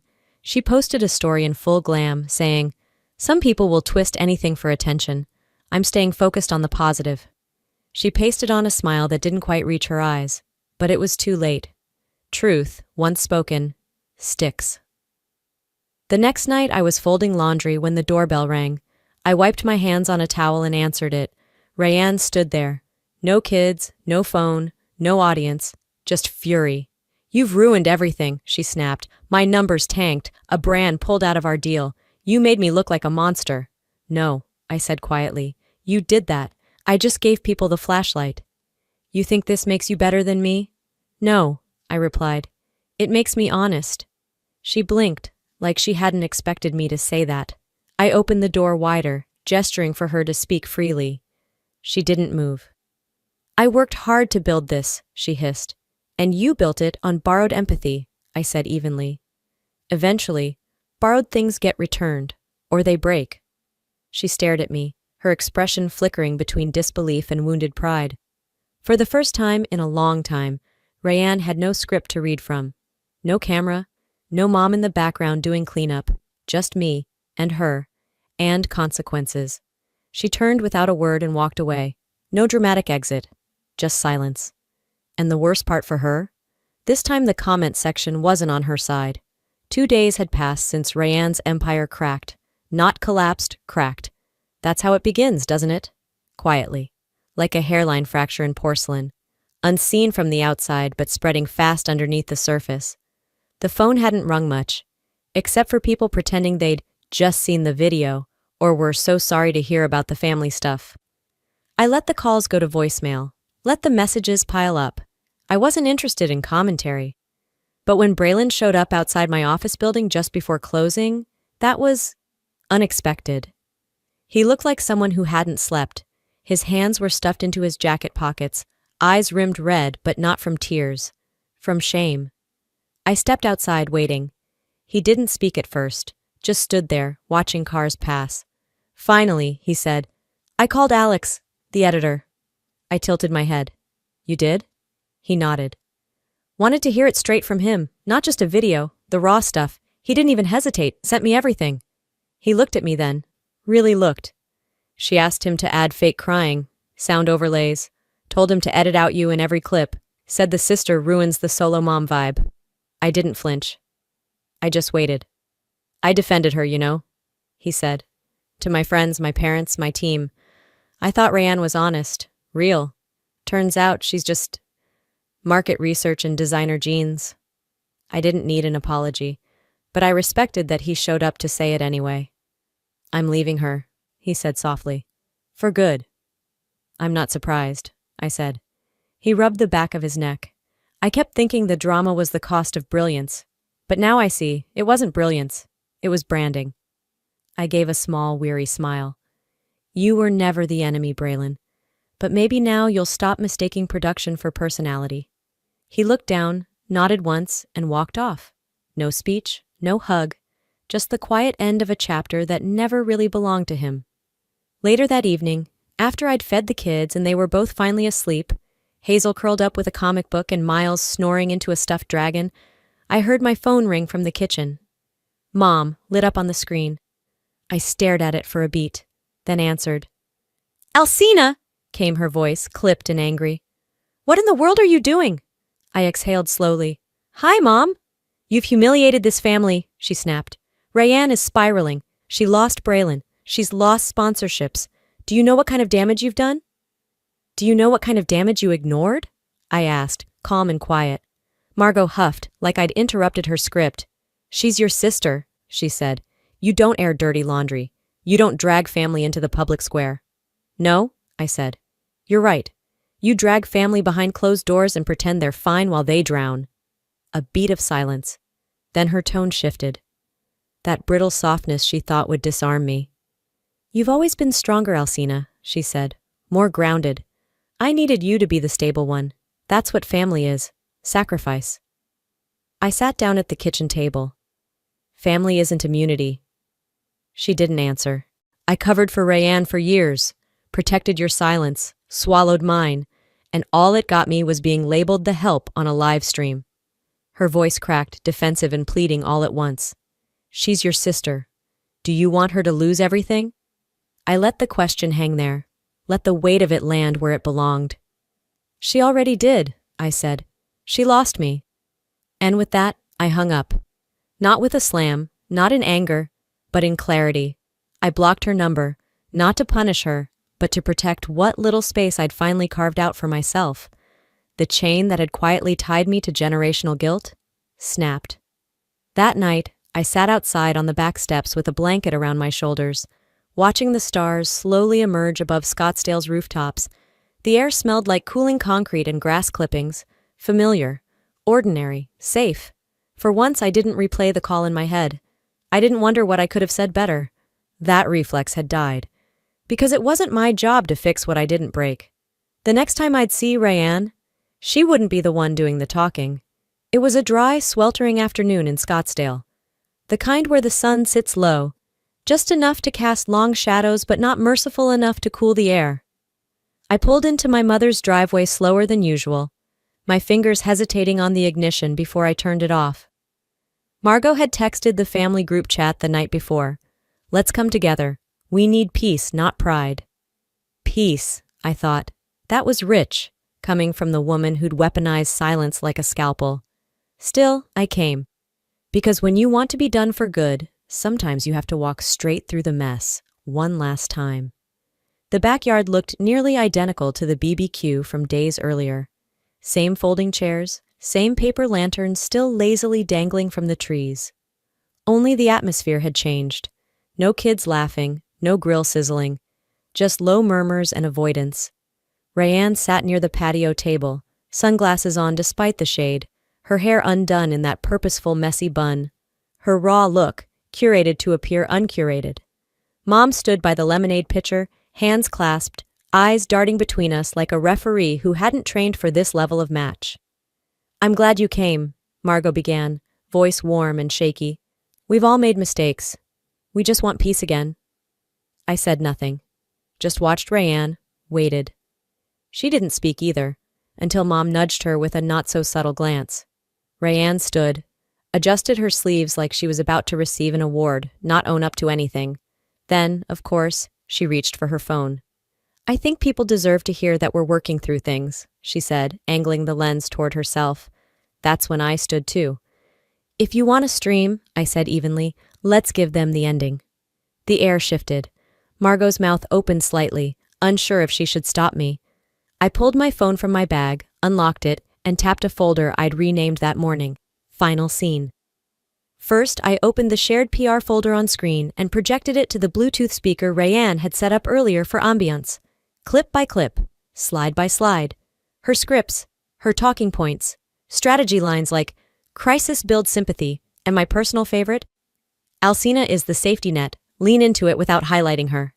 Gasps, silence, then the final piece. I tapped play on the BBQ livestream clip. Rayanne's voice filled the backyard. Oh, that's just my sister. Basically our full-time babysitter. But this time I didn't flinch. I watched her face as she heard her words played back. Louder, sharper, not hidden under filtered comments or flirty captions. Just truth, raw and plain. You wanted me invisible, I said, my voice louder now, unwavering. Congratulations. After today I will be. To you, forever. Hazel tugged gently at my side. Miles looked up at me, then at Rayanne. Something in his face said he understood more than he should. I crouched down, held their hands, and stood with them.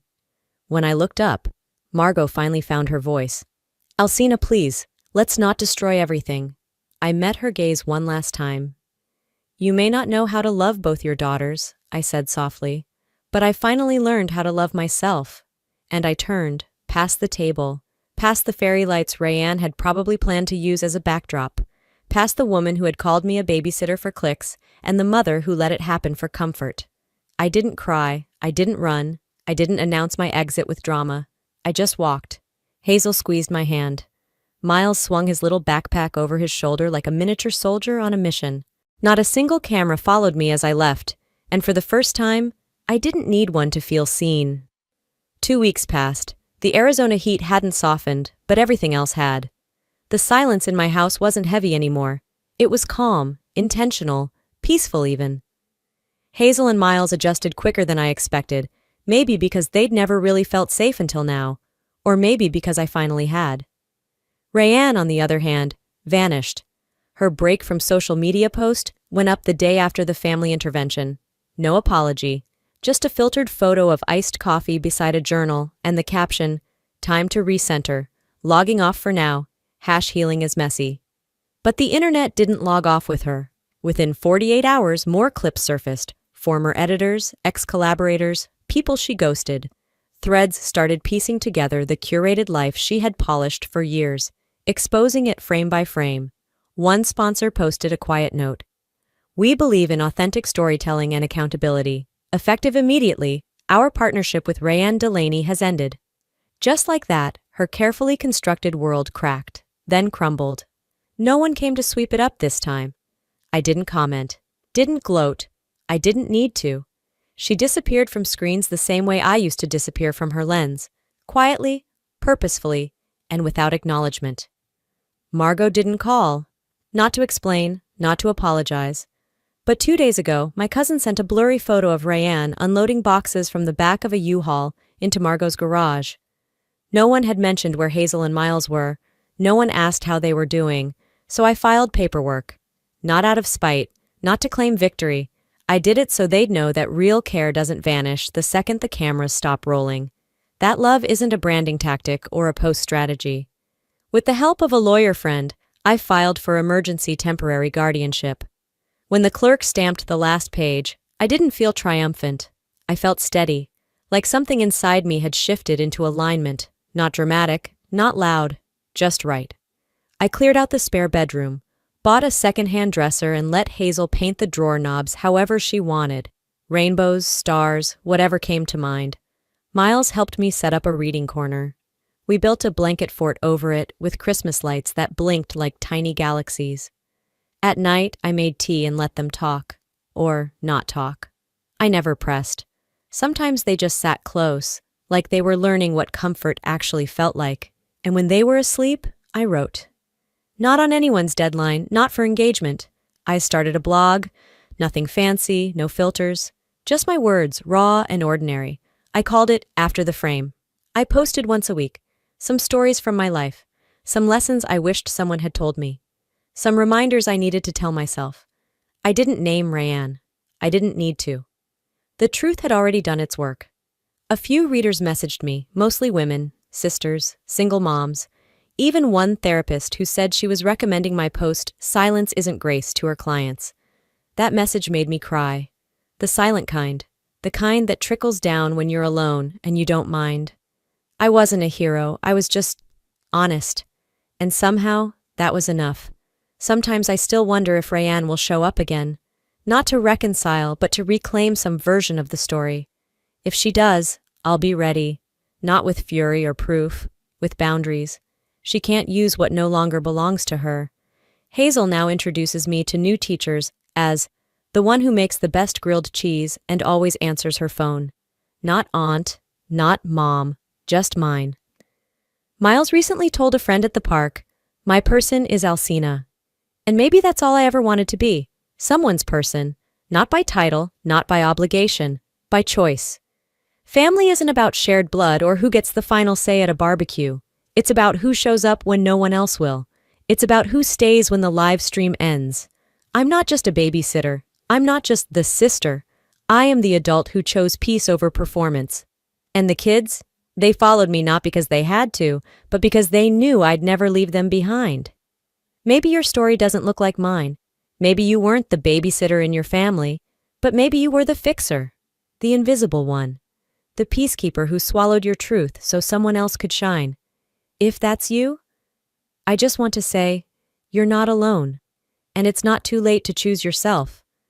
I used to think loyalty meant silence. That being the strong one meant staying quiet. But here's what I've learned. Strength isn't in how long you carry the weight. It's in knowing when to put it down. You don't owe anyone your exhaustion. Not your title, not your years, not your peace. Sometimes walking away isn't giving up. Sometimes it's the first step to becoming who you were meant to be all along. And you don't need an audience to matter. You just need to stop shrinking for people who only see your usefulness, not your worth. So now I'd love to hear from you. Have you ever felt like the one who holds everything together, while no one holds you? Or maybe you've been in Rayanne's shoes, caught up in image over intimacy. Drop a comment and let's talk about it. Tell me where you're watching from. If this story touched you, just comment 1 so I know it found the right hearts. If it didn't connect with you, tell me why. I want to learn too. And hey, if you want more real stories like this, stories that go beyond filters and followers, don't forget to hit that subscribe button. Turn on the bell so you don't miss what's coming next. Because I promise, this channel, it's not about the spotlight.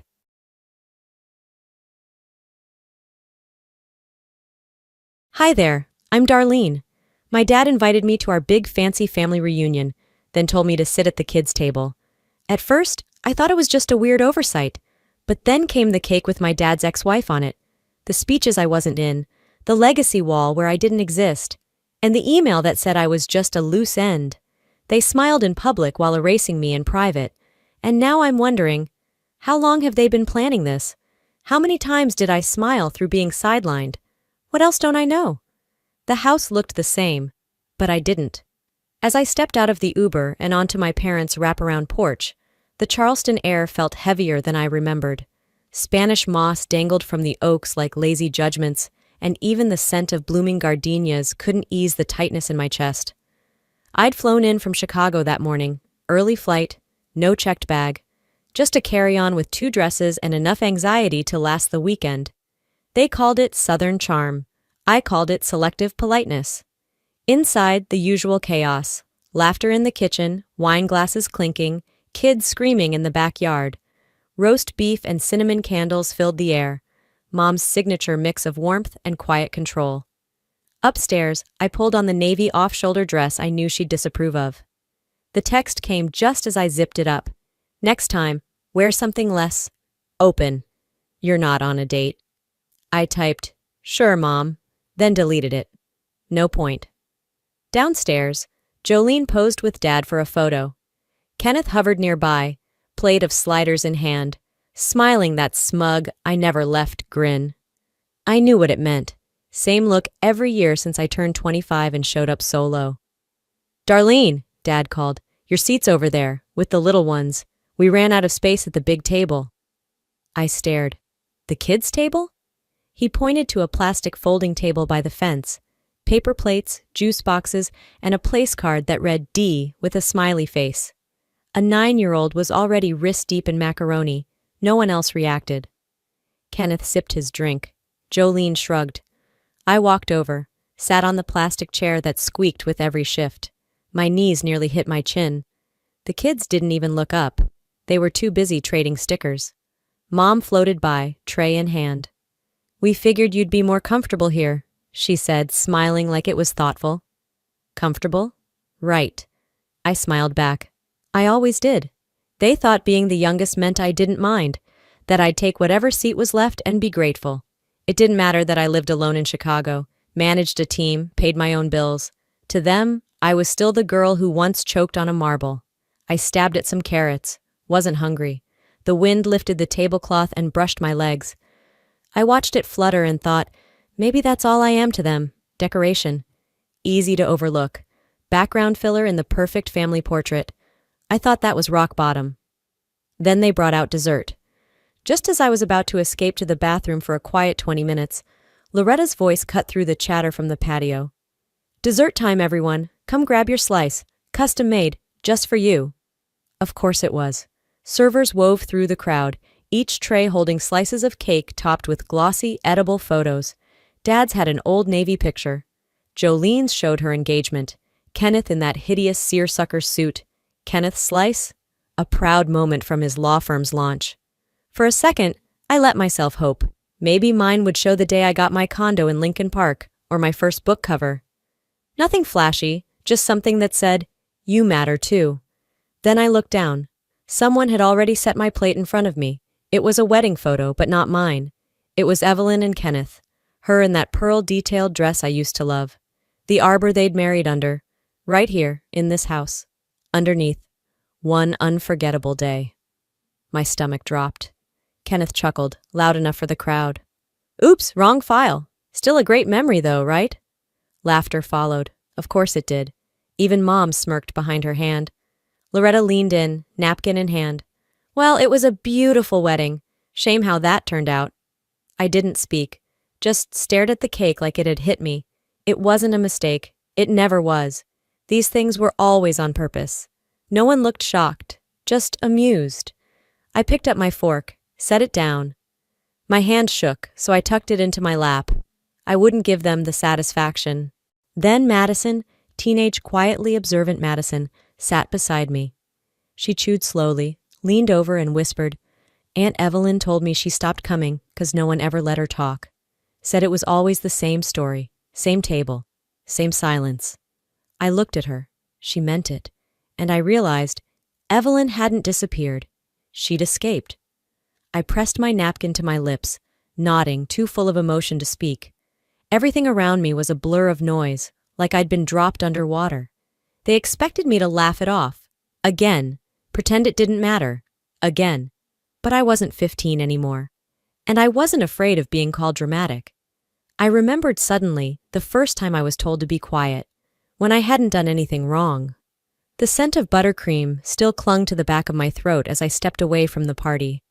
I didn't say a word, just walked out of the backyard, past the hydrangeas, toward the gravel path that led to the side gate. I needed air that didn't smell like nostalgia dressed in mockery. As soon as I reached the garden bench beneath the old magnolia tree, a memory came rushing in, uninvited but sharp as glass. I was 11. It was a sticky summer afternoon, and the whole family was outside for one of those cookouts Dad insisted on throwing. Jolene and I had been playing near the driveway when we heard the crunch. Someone, definitely not me, had knocked over Dad's prized Weber grill into the side of his classic Buick. A long scrape glinted along the rear door. Jolene froze. Then her lips started trembling, tears welling up on cue like she had rehearsed it.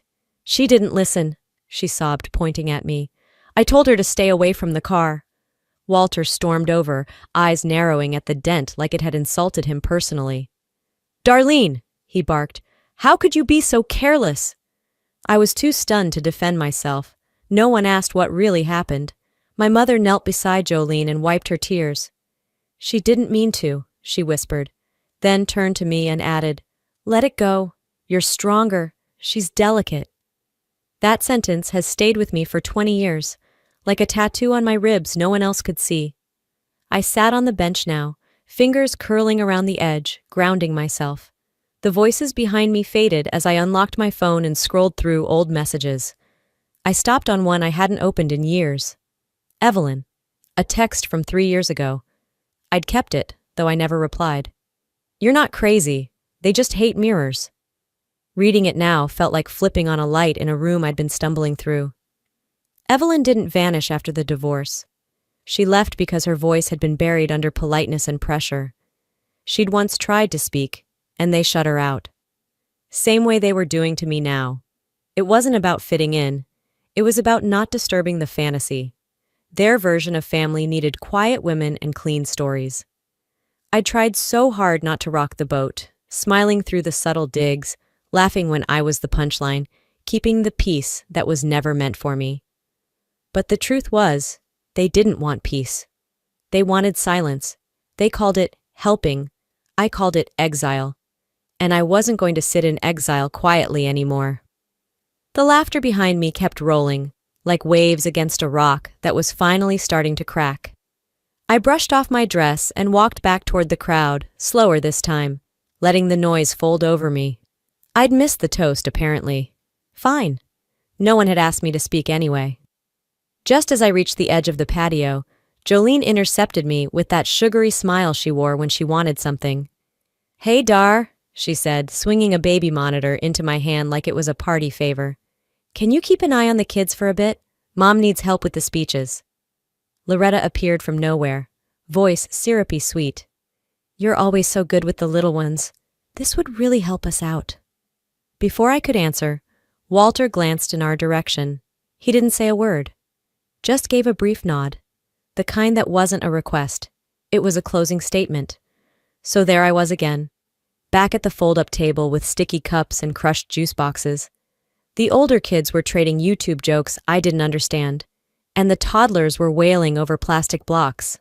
I wasn't even watching them.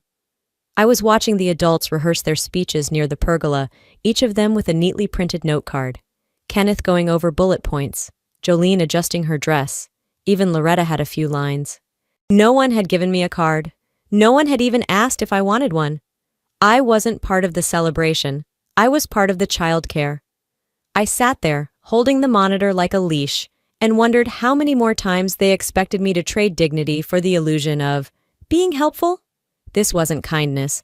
This was choreography, and I was the stagehand who never got a bow. From across the lawn, I saw Madison watching me. She raised an eyebrow, then pulled out her phone. I took that as a cue and texted, "Want to sneak out for ice cream later?" Her reply came instantly. "God, yes. I already hate everyone. I smiled for the first time all evening, but it was the kind of smile that pulled tight at the corners and never reached my eyes. I looked down at the baby monitor. The static buzzed softly, like a reminder of everything I was expected to absorb without complaint. The more I said yes, the less they saw me. My silence wasn't peacekeeping, it was self-erasure. That wasn't loyalty. That was obedience, and I had obeyed enough. But before I could escape that yard, my father decided to remind me who the head of the family was. He waited until the crowd had thinned out a bit, until the plates were cleared and the wine was flowing freely. Then he motioned to me with 2 fingers, like I was still 10 and about to be scolded for tracking mud inside. We stepped to the side of the porch near the lattice, where the string lights didn't quite reach. "I know you're a little off today," he started, voice smooth like a worn sermon. "But this reunion's important, to your mother, to everyone. So do me a favor, don't make it about you. Let's keep things pretty, for once. Pretty, not honest, not fair, just clean and quiet and wrapped with a bow." I didn't answer right away. I looked at the yard, at Kenneth being handed a mic, at Loretta fixing her lipstick in a compact, at the nieces and nephews being lined up for pictures they'd forget by morning. Then I looked at him. "Pretty doesn't fix broken," I said evenly. "Maybe that's the real problem." He blinked, just once, not used to hearing anything that didn't echo his own words back at him. I walked away before he could respond. Not fast, not storming, just done. My hands weren't shaking this time. I found a quiet corner near the patio lights and sat on a low stone wall. The music had shifted to something light and vintage. Frank Sinatra, or one of those safe choices people put on when they want the atmosphere to feel timeless. Madison joined me a minute later, holding 2 glasses of sweet tea. "You know," she said, sitting beside me, "you're the only adult here who ever says what's actually going on." I let out something between a laugh and a sigh. "And look how well that's going for me." She nudged my arm. "Maybe the truth's too heavy for them, so they dump it on you." Her words cut in a soft, honest way, the kind you don't flinch from because they fit too well. I pulled out my phone, opened the Notes app. I didn't know what I was writing at first. Maybe nothing anyone would read. But I started anyway. Lines, fragments, a beginning, not a speech, a record. I didn't want to yell. I wanted to be heard. They erased my name from their stories, so I wrote one they couldn't delete. I followed the crowd toward the east wing of the house, where they'd set up the so-called Legacy Display Hall. It was meant to be the sentimental centerpiece of the evening, a curated tribute to our family milestones. Photos in expensive frames lined the walls: Kenneth's law school graduation, Jolene cutting a ribbon at some charity gala, a blown-up snapshot of Walter and Loretta renewing their vows in Bermuda. On a screen looped a slideshow, each image accompanied by soft piano music. It was subtle, polished, cold. I searched for something, anything with my name on it, a single frame, a blurry corner of a group photo. But it was like I'd never been born. Not the picture of me receiving my master's, not the book signing Mom said she was too tired to fly in for, not even the volunteer project I led that got picked up by the local news. And Evelyn? She was still there, smiling beside Kenneth in their wedding photo. Still part of the story, I guess, so long as her role didn't disturb the family script.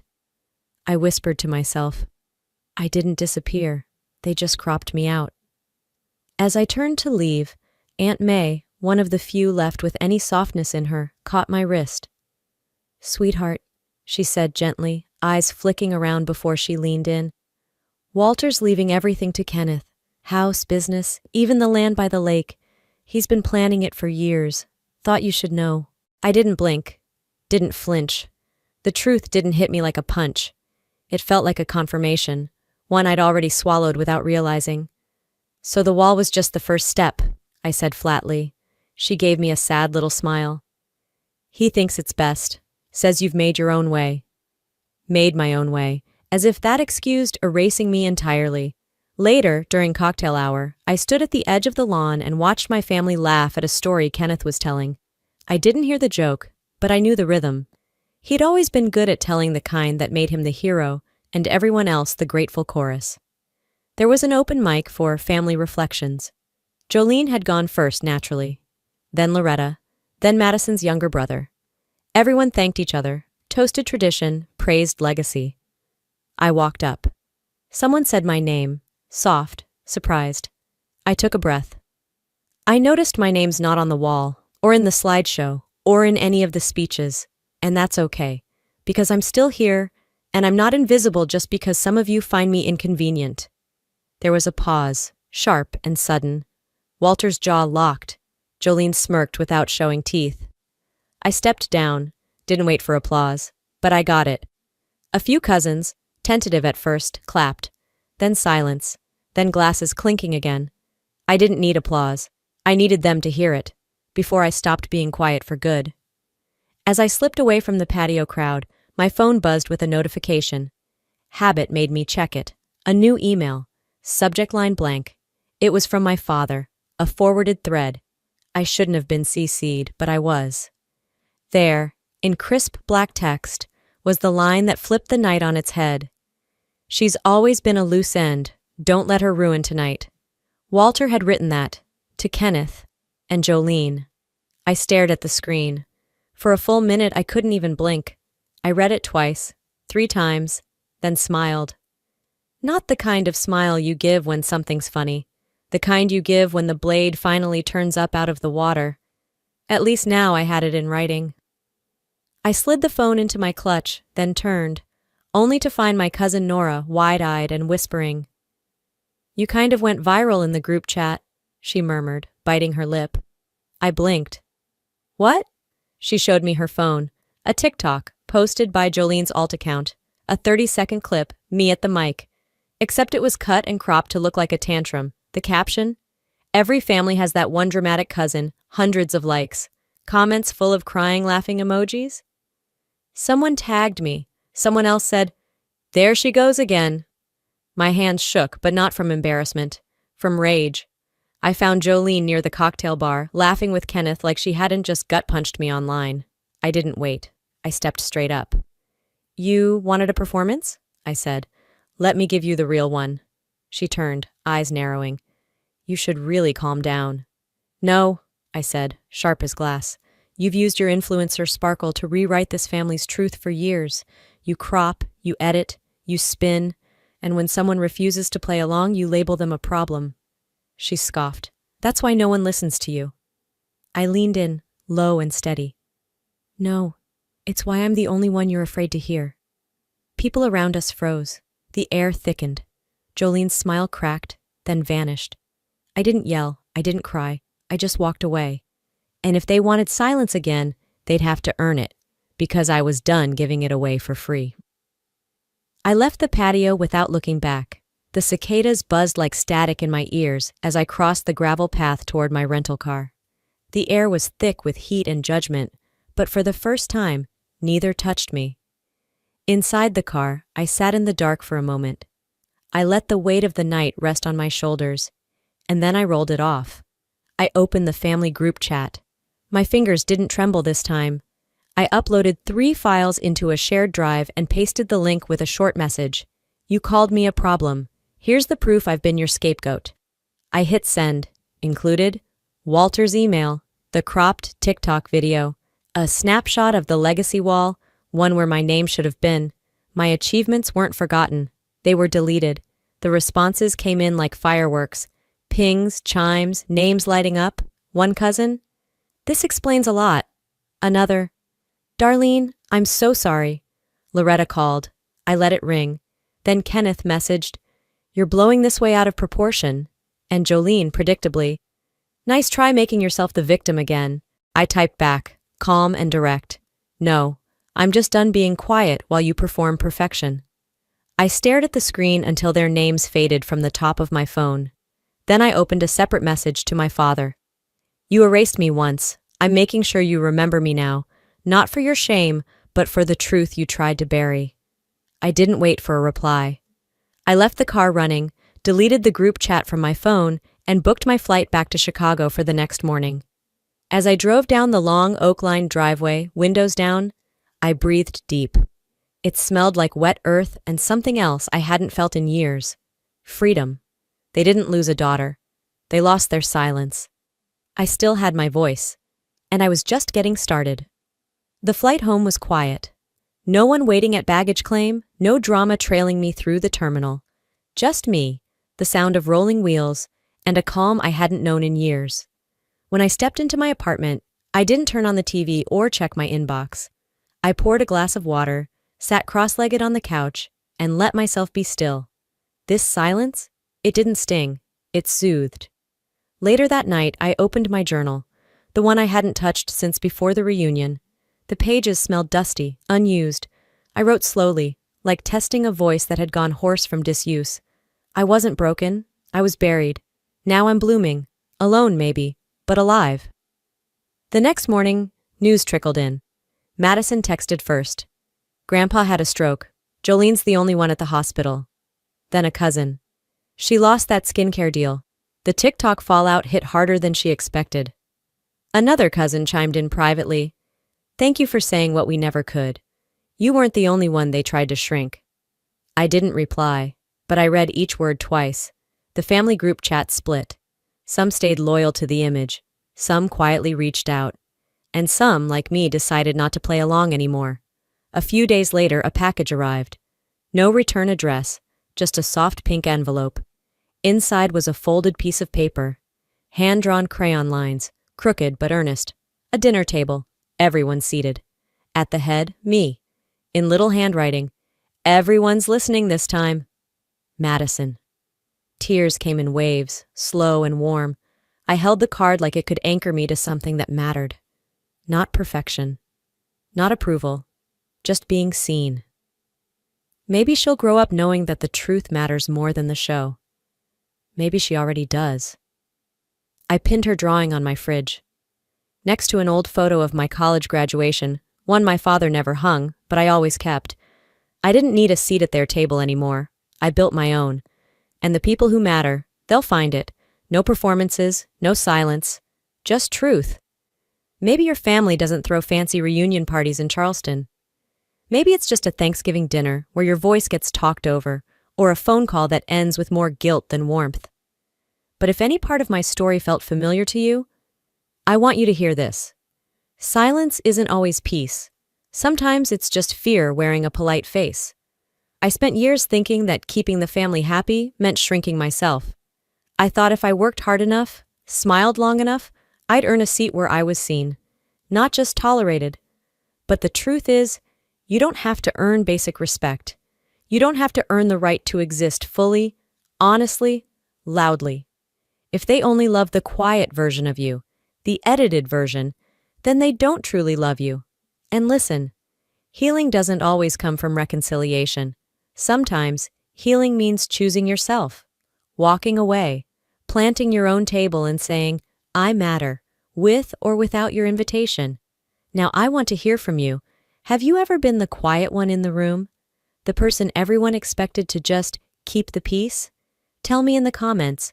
Drop a 1 if this story spoke to you, or let me know where in the world you're watching from. And hey, if this video made you feel seen, inspired, or even just understood for a moment, I'd be honored if you hit subscribe. There are more stories to tell, and I'd love to have you with me when we tell them.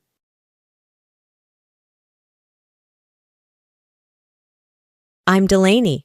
And yes, I paid for the entire Christmas dinner. Every fork, every flower, every bite. But when it came time for gifts, my sister handed me a small box. Inside, a life coaching course on how to manage money. In front of everyone. No one stood up for me. Not my parents, not even my cousins. But what hurt most wasn't the gift. It was the years they spent pretending I didn't matter. Why would a family erase you while smiling in your face? And what happens when the quiet one finally stands up? I pulled up to my sister Vienna's estate just as the December light faded into a deep winter blue. Her mansion loomed like it always did. Grand, flawless, cold.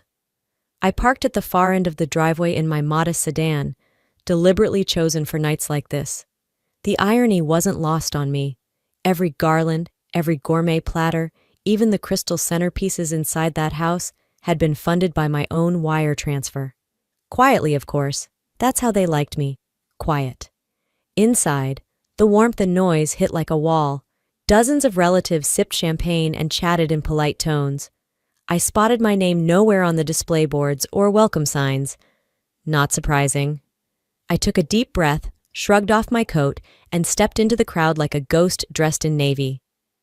Dinner began soon after. As everyone clinked glasses and settled in, Vienna stood up, her sequined dress catching the chandelier's sparkle. "I just want to say," she began, pausing for dramatic effect, "this year's celebration wouldn't have been possible without the support of Shale Tech and myself." Laughter erupted around the table. Not a word about me. I stared at my untouched wine glass, hiding my clenched jaw behind a neutral smile. Twist the knife a little more, why don't you? After all, I only paid for the whole damn thing. But sure, let's applaud the queen of appearances. After dessert, the gift exchange began. Vienna had done her usual over-the-top production. Leather briefcases for the uncles, diamond studs for the aunts, tech gadgets for every cousin with a trust fund. When it was my turn, she gave me a small white box wrapped in a red ribbon labeled "Special Gift." I should have known something was off. I opened it slowly. Inside was a printed certificate for a 6-week online course, Financial Literacy and Career Confidence for Women in Transition. There was a pause, then a few muffled laughs around the room. My mother's chuckle cut through me the sharpest. Vienna smiled, syrupy sweet. "I thought you could use a little guidance, sis. You know, since you're still figuring things out." Still figuring things out. I folded the paper neatly and put it back in the box. "That's thoughtful," I said, hearing my voice sound distant in my own ears. They saw me as a failure, a charity case they could dress up and condescend to once a year. They didn't know that the woman they humiliated had signed a multi-million-dollar acquisition deal last week, one that would change the family business forever. I stayed composed. I'd learned long ago that real power doesn't shout. My gaze swept over the table. Their laughter faded into background noise. I raised my glass, not to toast, but to mark this moment, this insult, this line in the sand. They thought I was weak. Let them. She really gave me a life coach certificate and thought it was generous. I needed air. Slipping past the dessert trays and polite chatter, I headed for the back patio. The cold stung my face, but I welcomed it. It was honest. Unlike everything inside that house. I stood under the string lights lining the garden hedge, trying to collect myself, when voices drifted from near the wine table. "She's always needed help," Aunt Odette was saying, just loud enough for her circle to hear. "Vienna paid her rent more than once, you know. Poor thing never found her footing." My lungs went still. I leaned in slightly, not blinking. Another cousin chimed in with mock sympathy. "At least she's here tonight, that's something." That's something? It hit like a slap.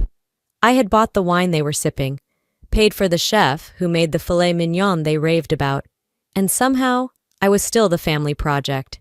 Pitied, dismissed, whispered about as if I wasn't standing just 10 feet away. I stepped back into the hallway, wiping my palms on my dress. Suddenly, every smile felt like a pat on the head.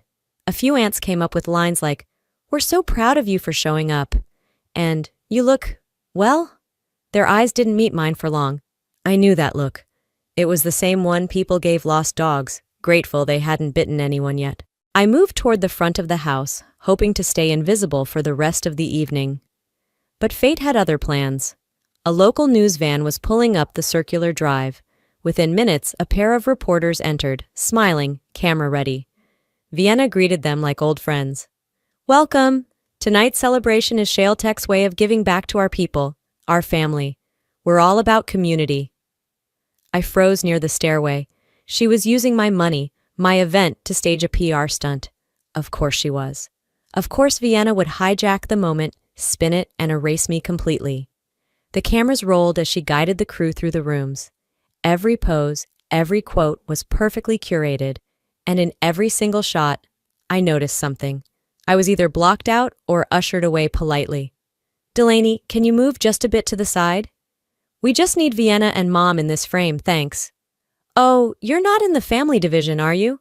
This is just for internal use." It wasn't accidental. It was precision. They didn't just forget me. They made sure I didn't exist. I stood at the far end of the hallway, watching my reflection in the glass. The hum of the party blurred behind me, all laughter and fake affection. But I was done playing polite. You want me invisible? Fine. Just don't blink when I finally show you who I really am. I slipped up the back staircase, my heels quiet on the polished hardwood, escaping the flashing cameras and sugar-coated cruelty downstairs. The second-floor balcony overlooked the snowy garden below, twinkling lights, trimmed hedges, picture perfect. Too perfect, like everything Vienna touched. I leaned on the railing, tugged my coat tighter around me, and pulled out my phone. The cold bit at my fingers as I scrolled through an old photo album. Birthdays, recitals, award ceremonies, my face in the background blurred. Vienna front and center every time. Her name etched into every speech, every toast. Mine? If it showed up at all, it was in the form of a thank you for attending. The sound of voices below broke the quiet. I froze. My mother's voice floated up from the garden path. Vienna always had that spark, didn't she? I mean, Delaney's sweet, of course, just always lost in her little worlds, drawing, daydreaming. Some girls grow out of that. Vienna laughed softly. She still thinks that hobby of hers is going to pay off someday. Maribel added, not everyone is built for real success, and that's okay. Delaney was never meant for pressure. I didn't move. I didn't breathe. It wasn't just a dinner snub, wasn't just a forgotten thank you. This was how they spoke when they thought I wasn't listening. This was the truth beneath the smiles. A memory pushed its way into my mind. My high school art show. I'd come home with a certificate and a small cash prize for first place. I had practically run into the house, clutching the paper, proud. My dad glanced at it and said, "You know this won't pay your bills, right?" My mom smiled with her lips, not her eyes. Vienna snorted and muttered, "Cute. You got a ribbon for coloring." It wasn't just tonight. It had always been this way. I looked out at the garden again, watched them laugh below me, mother and daughter, bonded in a shared delusion that I had somehow failed them by choosing my own path. But failure? No. I had succeeded, in silence on my terms, building something they couldn't even imagine. I didn't cry, I didn't scream, I just stood there, breathing in cold truth. If they see me as a dreamer, I'll show them what dreams really become. I returned to the living room just as the last of the guests were collecting coats and murmuring goodbyes. The fire crackled gently in the marble hearth, casting flickers of gold across the glossy floor. I stepped around a server clearing champagne flutes, and found my father planted near the drinks cart, glass of scotch in hand, his expression unreadable. "Delaney," he said, nodding me over. "Got a minute?" I did, barely. He gestured to an empty chair beside him, then leaned on the mantel. "Vienna's digital division is expanding. They're going to need someone to handle design work, onboarding decks, training slides, that sort of thing. It's not glamorous, but it's a start." I blinked. "We'd start you on a contract basis," he added, swirling the amber liquid. "Could turn into something real, steady income, benefits. You could use some structure." Structure, a real job. After I'd built a creative empire behind closed doors, this man, who'd never once asked what I actually did, was offering me a temp gig formatting clip art for handbooks. I smiled faintly, held the glass he didn't offer, and replied, "That's generous of you." But inside, something in me cracked.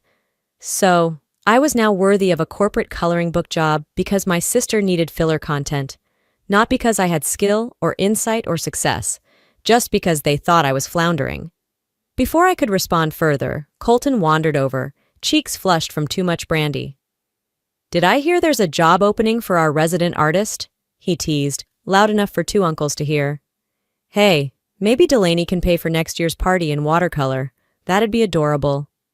A few chuckles followed. One of them muttered, "Feelings don't pay rent, sweetheart." Vienna, standing nearby, didn't stop them. She smirked into her wine. I scanned the room. Not a single voice rose to correct them. No one said, "She's actually doing well." No one asked me what I really did, how I lived, who I had become. It was like defending me would break the illusion they were so invested in. I felt my throat tighten, but I didn't let it show. Not one of you will speak up for me. Fine, but I will.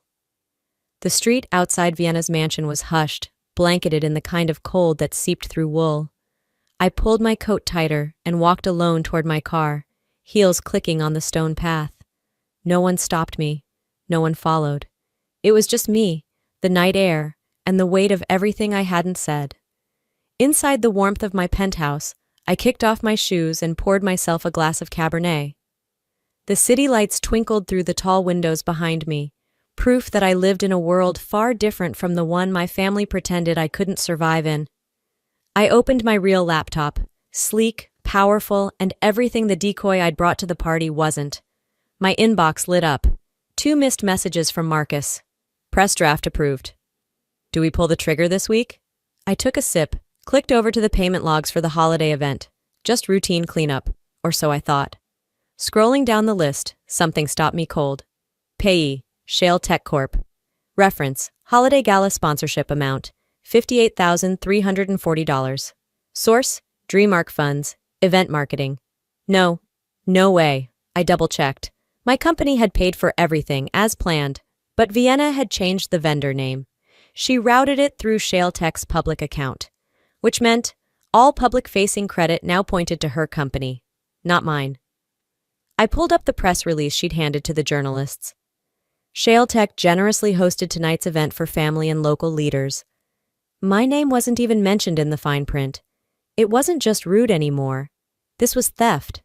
Theft of credit, theft of image, theft of reputation. She'd taken what I built, repackaged it in her name, and served it with champagne. My jaw clenched, but I didn't scream. Instead, I minimized the finance report and opened a locked folder. Acquisition Strategy, Shale Tech. Files I had spent 2 years preparing in silence. They thought they were smart, but I was prepared. My hand hovered over the keyboard. I pulled up my calendar, selected the Shale Tech board, and clicked Create Private Meeting. Subject line, Urgent, Restructure Proposal and Financial Disclosure. I typed one final sentence before sending. See you Monday. It's time the truth had the floor. You made me invisible. Now I'll make you answerable. The next morning, I stepped out of the Blacktown car and into the icy wind like I owned the pavement. Because in a way, I did. Shale Tech's towering glass exterior gleamed in the sun, oblivious to what was coming. I adjusted my tailored navy suit jacket and nodded to Marcus, waiting near the revolving doors. They think it's a vendor pitch, he whispered, eyes glinting. Let them. Inside, the executive boardroom buzzed with polished small talk. Vienna stood at the head of the table, her voice rehearsed and confident. We're entering final discussions with DreamArc, she said smoothly. An innovative content firm.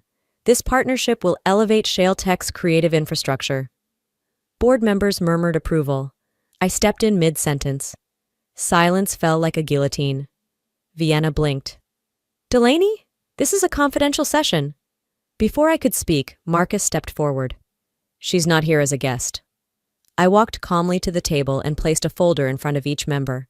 Acquisition contracts, executive credentials, my name, my real name stamped on every page. I'm here, I said clearly, as the buyer. Everett, arms crossed, leaned forward. What is this? It's real, Marcus confirmed, distributing signed financials. DreamArc has completed acquisition procedures. Effective immediately, your new majority stakeholder is sitting right here. Vienna looked like someone had just knocked the air out of her. You're DreamArc? She whispered. For over a decade, I said.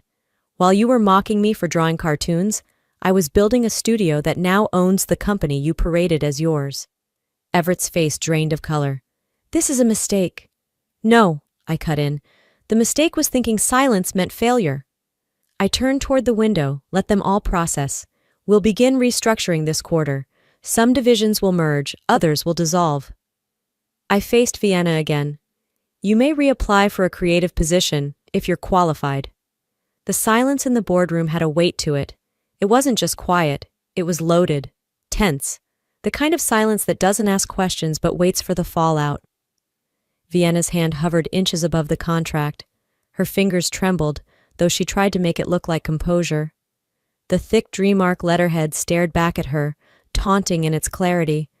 She looked from the page to me, her jaw tightening, nostrils flaring, her face twisted through a spectrum of disbelief, first confusion, then rage, and finally a flicker of something that almost looked like fear.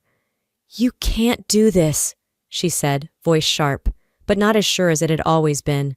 "I built this division. I made Shale what it is today. You wouldn't even be in that chair if it weren't for me." I didn't flinch, didn't raise my voice. I just spoke with the kind of calm that made people listen. "You built it on my silence, on my ideas, on access you never earned but took anyway. You built it on the assumption I'd stay quiet. But now, that foundation is mine." A cough broke the tension. One of the older board members, Mr. Carrington, adjusted his tie and shifted uncomfortably in his chair. No one said anything in Vienna's defense. Not even Everett, her longtime ally who sat across from her, staring at the table like it might open up and swallow him whole. Marcus, my chief counsel, stepped forward and began handing out packets, clean, crisp folders, each sealed with Dreamark's embossed emblem, the kind of paper that announced finality. "Effective immediately," Marcus said. "Dreamark assumes controlling interest in Shale Tech Holdings. As of this morning, we hold 54% ownership, with board ratification signed and filed." Vienna's eyes shot toward Everett, silently begging for a lifeline. He didn't look up, and then the doors at the back of the room swung open. My assistant, calm and efficient as always, entered and handed me the press release. One copy, printed on the same heavy stock we'd used for investor summits. I didn't add drama. I didn't clear my throat. I just read the statement out loud, word for word. As of December 26th, Dreamark has finalized its acquisition of a majority stake in Shale Tech Corporation. The board of directors officially welcomes its new CEO and transition team. All further leadership decisions will be made under the updated governance charter. Vienna's breath caught. Her posture faltered, like the words had knocked the wind out of her. That was the moment she realized this wasn't a negotiation. This was the moment she stopped running the room. I turned to her. "You have two options. Walk out now with whatever dignity you have left, or stay and contribute under the new structure. You'll have no title, no vote, no power. But if there's still value in your work, you can stay, as a contributor. That's all that's left." She stood motionless for a beat, processing, calculating. Her pride flared, and her voice cracked as she tried to hold on to control. "You really think you're better than me?"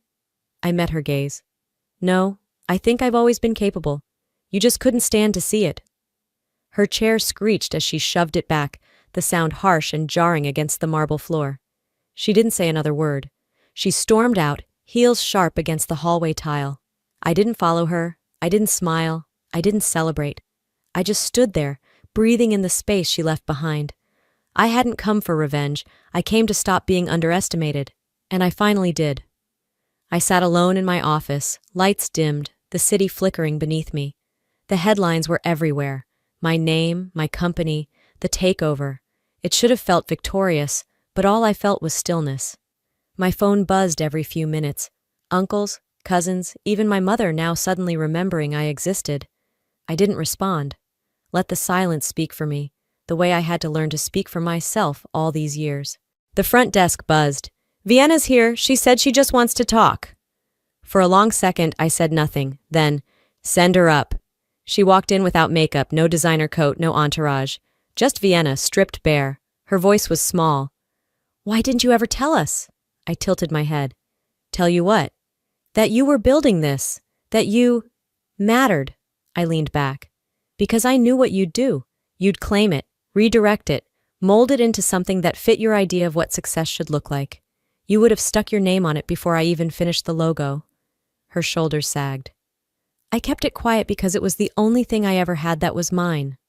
She looked around the space, modern, minimalist, quietly powerful. "So, what happens now?" I stood, walked over to the side table, poured her a glass of water. No celebration, no champagne. "You want a place here? Fine, but it'll be earned. No more shortcuts, no more handouts, entry level, no title, no favors."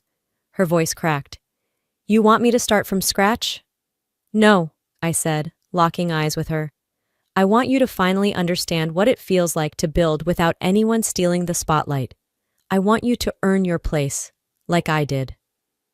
She didn't respond, just nodded, glass still in hand, before turning toward the door. As it closed behind her, I stepped out onto the rooftop balcony. The winter air cut through my sleeves, but I welcomed it.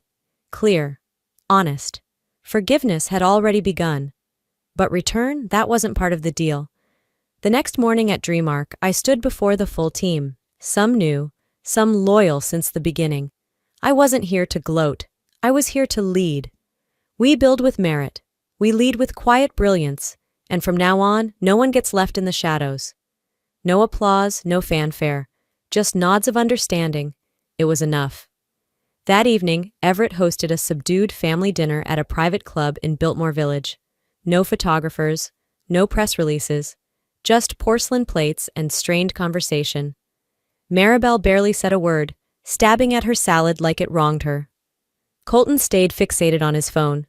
Vienna showed up late, slipped into a seat near the end, wearing a plain gray sweater instead of her usual designer armor. No one greeted her. She didn't expect them to. The power shift wasn't loud. It didn't need to be. It lived in the silences, the glances, the subtle edge in everyone's voice when they said my name. After the plates were cleared, Everett motioned for me to step out to the terrace with him. We stood side by side, facing the city skyline that once felt so far from me. "You proved me wrong," he said softly, no bravado in his tone. "And you didn't even have to shout to do it." I nodded. "I didn't do it to prove you wrong." He looked at me. "Then why?" I met his gaze. "Because I was tired of apologizing for being exactly who I am." No hug, no tears. But something shifted. Respect, maybe, or at least recognition. Later that night, I returned to my home studio. The one room no one had ever touched. The same easel stood in the corner, half covered by a forgotten sheet. I pulled it off and unrolled an old canvas. Unfinished, jagged, honest. I picked up a brush and dipped it into cobalt blue. No purpose, no pitch. Just for me. Because even with a company, a title, and silence conquered, I was still a creator. And this was still mine. I thought back to everything they took. The way they laughed, erased, minimized, but none of it owned me now. "They took my name off everything," I whispered as the brush glided across the canvas. "So I built something they couldn't touch." A pause. "They erased me in public, so I reclaimed myself in silence." And I smiled, not with bitterness, but with release. I gave them Christmas. They gave me a final gift too. One they didn't even realize they were handing me. The push I needed to stop apologizing. If there's one thing this journey taught me, it's this. You don't need to scream to be powerful. You don't need validation to have value. Sometimes, the loudest kind of strength is the one that builds in silence and rises when no one expects it. I spent years thinking I had to be smaller to be accepted. That love meant sacrificing who I was. But I've learned that peace doesn't come from keeping others comfortable. It comes from being honest about your worth and refusing to let it be negotiated. So if you're watching this and you've ever been overlooked, dismissed, erased, don't shrink, don't beg, build. And when you rise, let it be with dignity, not revenge. Because the most powerful thing you can ever do is choose yourself. Now I'd love to hear from you. Have you ever been in a situation where you were underestimated or dismissed by your own family? What did you do? Or what do you wish you had done differently? Drop a 1 in the comments if the story touched your heart. Or tell me where you're watching from. I'd love to know. If this video didn't quite hit for you, I still want to hear why. Your voice matters here. And most importantly, if stories like this resonate with you, hit that subscribe button so you don't miss the next one. This channel is for people who've lived, endured, risen, and still believe in second chances.